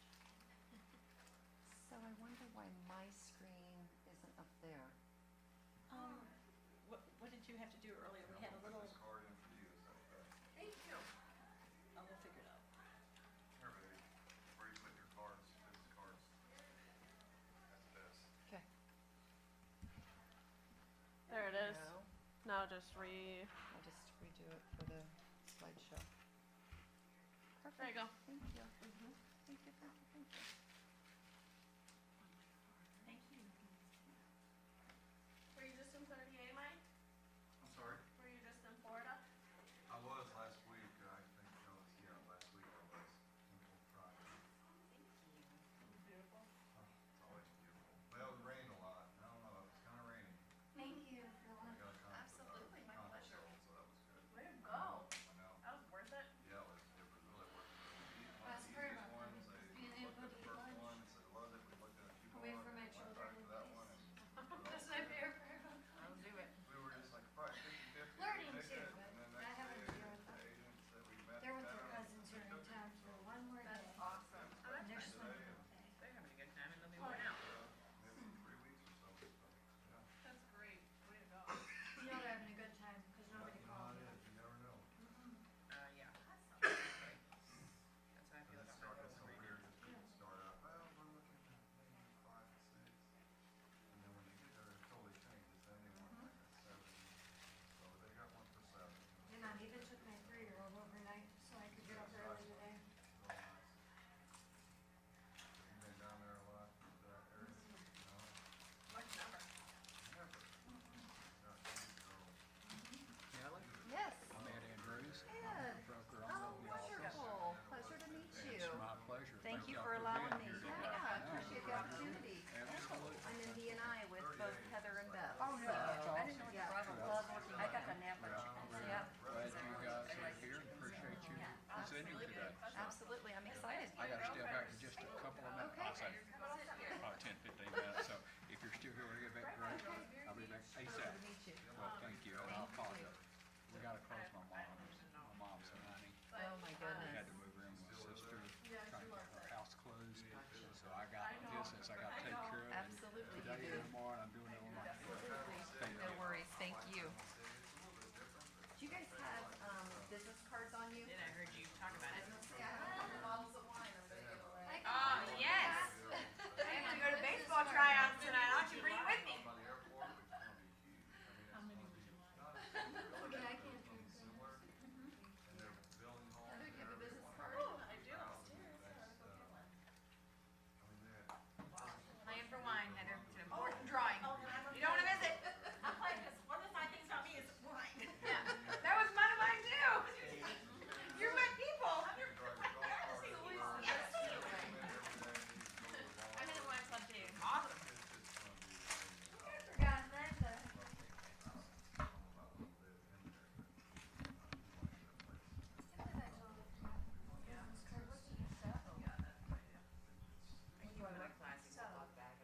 Oh, what do I? Oh, gosh. Really?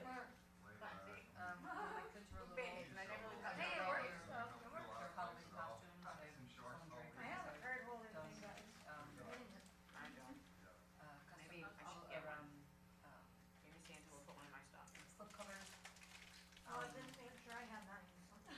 I've done one Doesn't help me out. Mike, there's plenty. If you want to grab one and eat, you can. I've made The Bravo has bacon on it, I know that.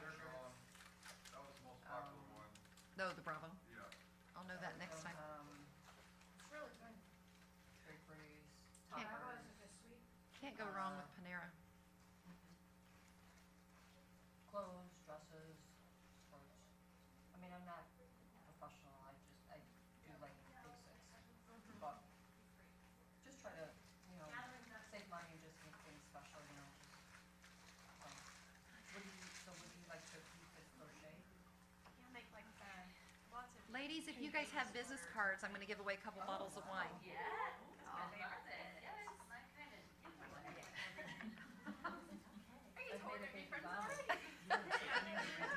Samara and wine. Can't go wrong.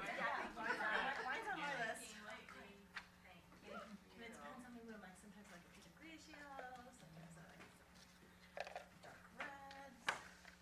Well, welcome. If you guys don't mind, I'll go ahead and get started with my presentation while you guys are hopefully enjoying your lunch today. Absolutely. My pleasure, and I appreciate Heather allowing me the opportunity. I'm actually in B&I with both Heather and Beth, so I get the privilege of working closely with both of these talented ladies every week. So you guys are really blessed to be led by them and their expertise. But my name is Nellie Schlachter. I'm a vice president and the branch manager of the Synovus Bank right up the road here. So literally just a couple blocks up the street.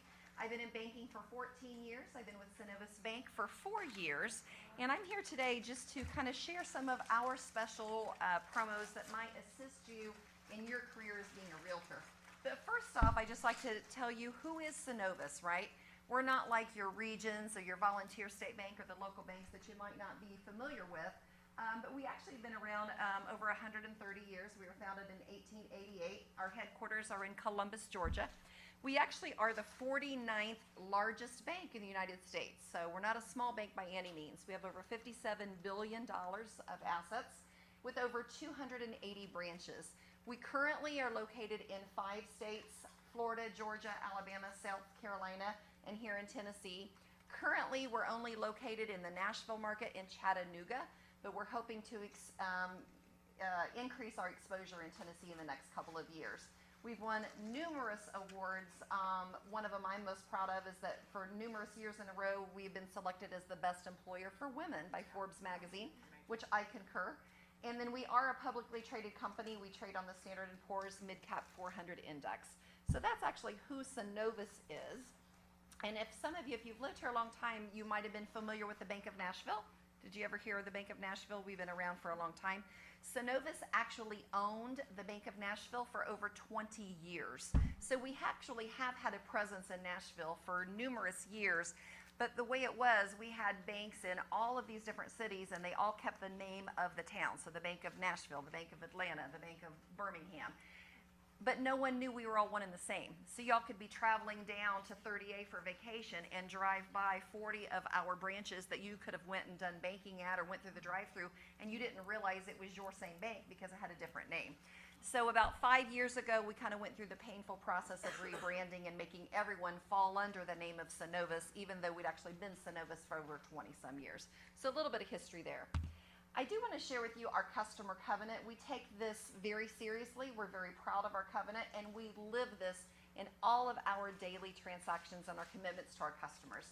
So we pledge to serve every customer with the highest levels of sincerity, fairness, courtesy, respect, and gratitude, delivered with unparalleled responsiveness, expertise, efficiency, and accuracy.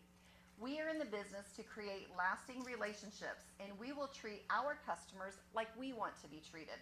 We will offer the finest personal service and products delivered by caring team members who take 100% responsibility for meeting the needs of each customer. So if you guys send any of your clients to me, I pledge to give them that type of service. So first off, I want to let you know we are really known for our construction to perm loans. So if you're working with any clients that are wanting to build, we actually can finance those construction to perm loans. What's really nice about it, it is actually one loan done in 2 phases. So it's done in the construction phase and in the permanent phase. We can get them pre-qualified with an approved builder contract and a detailed cost analysis. Low interest rates during construction. I don't know how low they are anymore, right, with the feds raising interest rates all the time, but we are very competitive in that market. And one important factor with the rising interest rate environment is we do have the ability to lock in that permanent rate before completion of the project. That is huge, okay? Huge, huge, huge. Yes? Do you offer 100% construction loans? We do not offer 100% construction loans. Yeah. We offer some 100% loans, but I'm not going to talk about that because I know you guys have a preferred mortgage lender. But yeah, not 100% construction. It does require a down payment. The loans are actually, the construction draws are actually dispersed upon inspection approvals. They're going to have a Synovus checking account, and then we're going to see the invoices and go out and do periodic inspections, and then the draws will be deposited into their checking account. And then after construction is completed, then we just convert it into a final permanent loan after that last inspection, okay? So just a little bit more about our construction to perm loans. Now, I will tell you, I would not be the person doing those. We actually have a separate mortgage division, but I know your preferred mortgage lender doesn't work with construction to perm loans, so I actually partner with her some on those. We also do lot loans, and I am the person doing the lot loans. So if you have any customers that's interested in buying any acreage or any lots, I'm your go-to person for that. We have a couple of options on lot loans. If they intend on building within the next 12 months, I can do a 12-month interest-only loan, okay? So 12 months interest only if they plan on starting building within the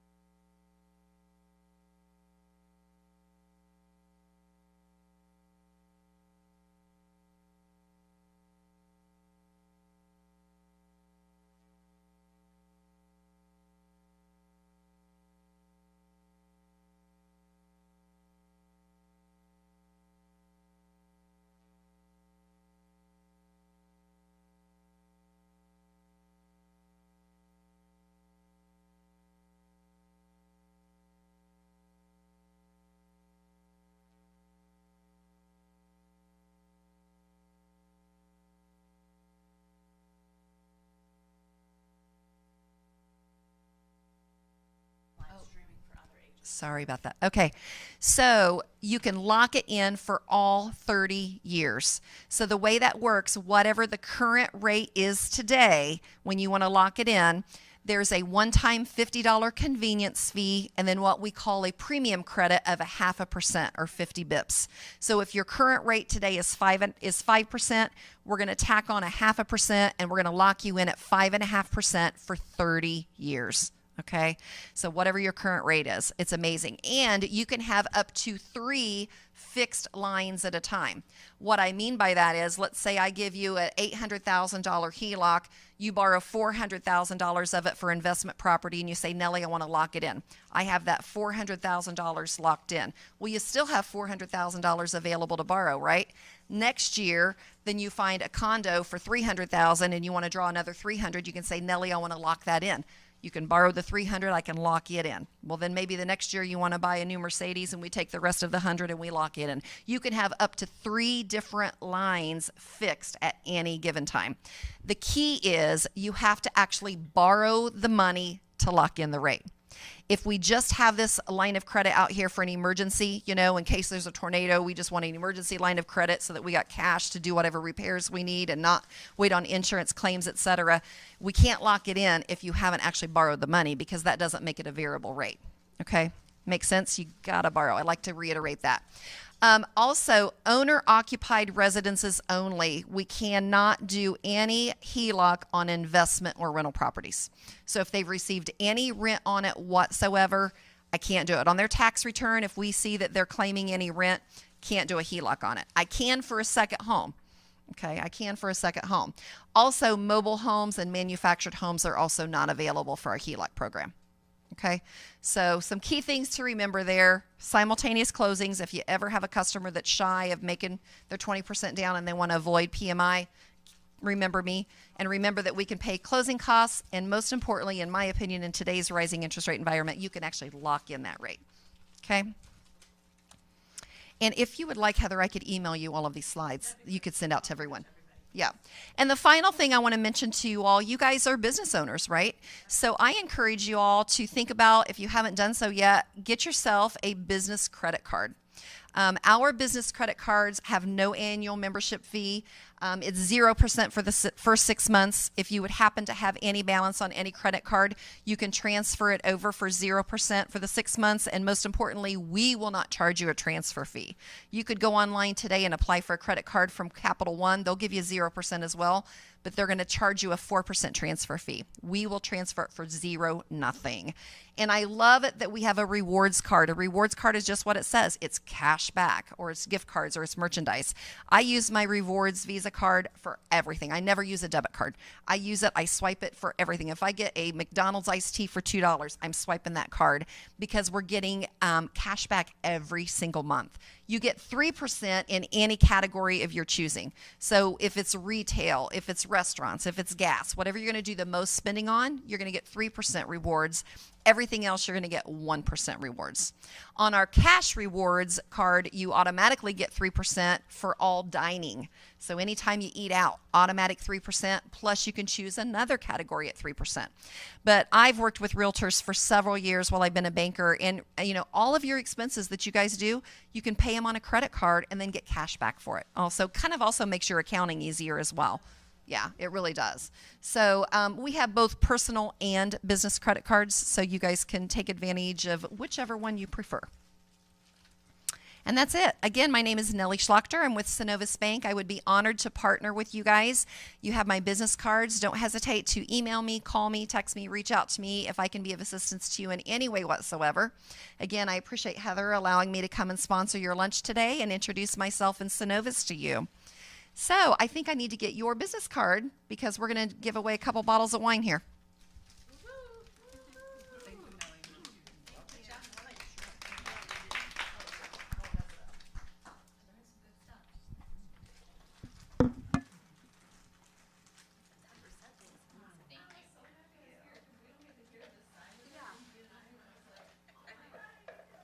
Yes, some different information. Yeah, well, just that 10%, because people have the money tied up in their home, and they may not have the cash to do their 20%, but that PMI. It's huge. Sometimes gets tough to get. Medal of Josh goes to Heather. What? Well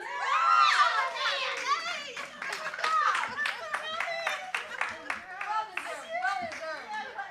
Right, we're the same people, right? Since I drew your name, you draw the next person. Oh, thank you. I'm glad I got to play. Usually I don't get to play. All right, I'll make it fun. It is this person. Shannon!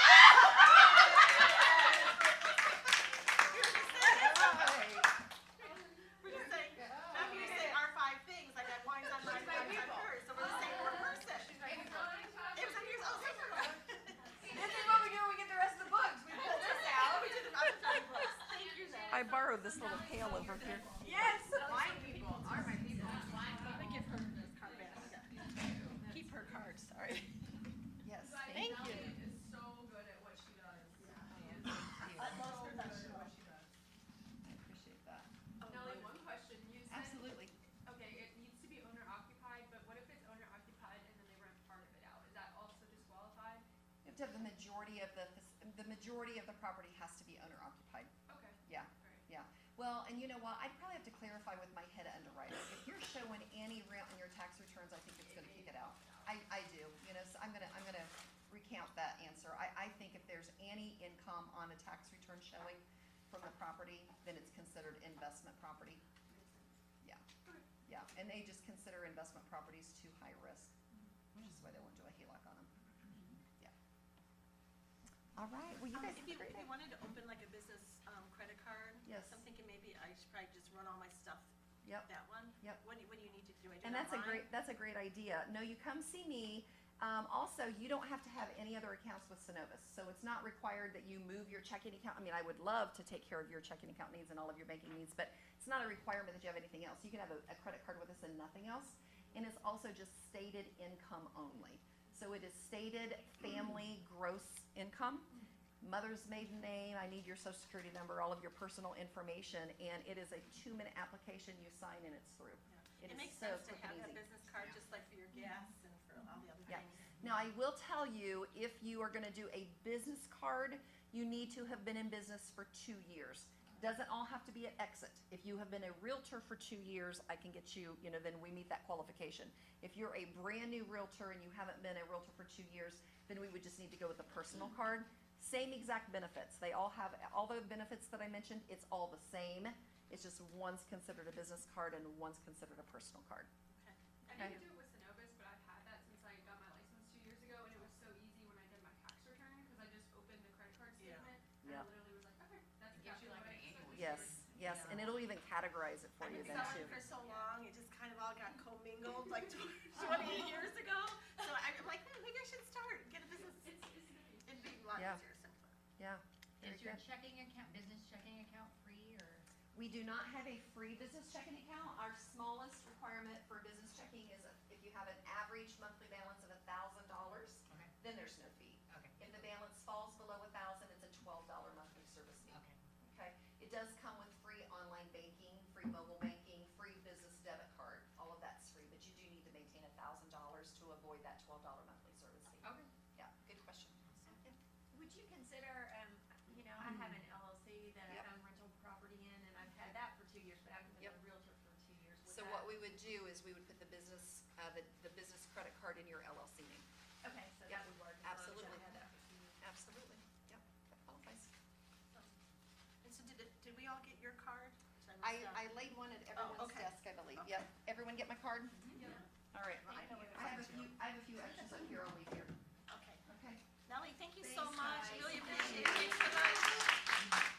And everybody else, you guys are free until 1 o'clock, and then we have Kathy, who's going to be speaking for us at 1 o'clock. So you're on your own. 45 minutes. We're unsupervised, you never noticed. 45 minutes. 45 minutes. Unsupervised. Make some cold calls. I don't know. Write a note card. Yeah, find your scripts in the back. Find your script. Oh, is it? Oh, so it's good. Oh, nice. Oh, You got yours. I'm excited. Oh, yeah, that's a good line, right? I actually have to go do all the signups for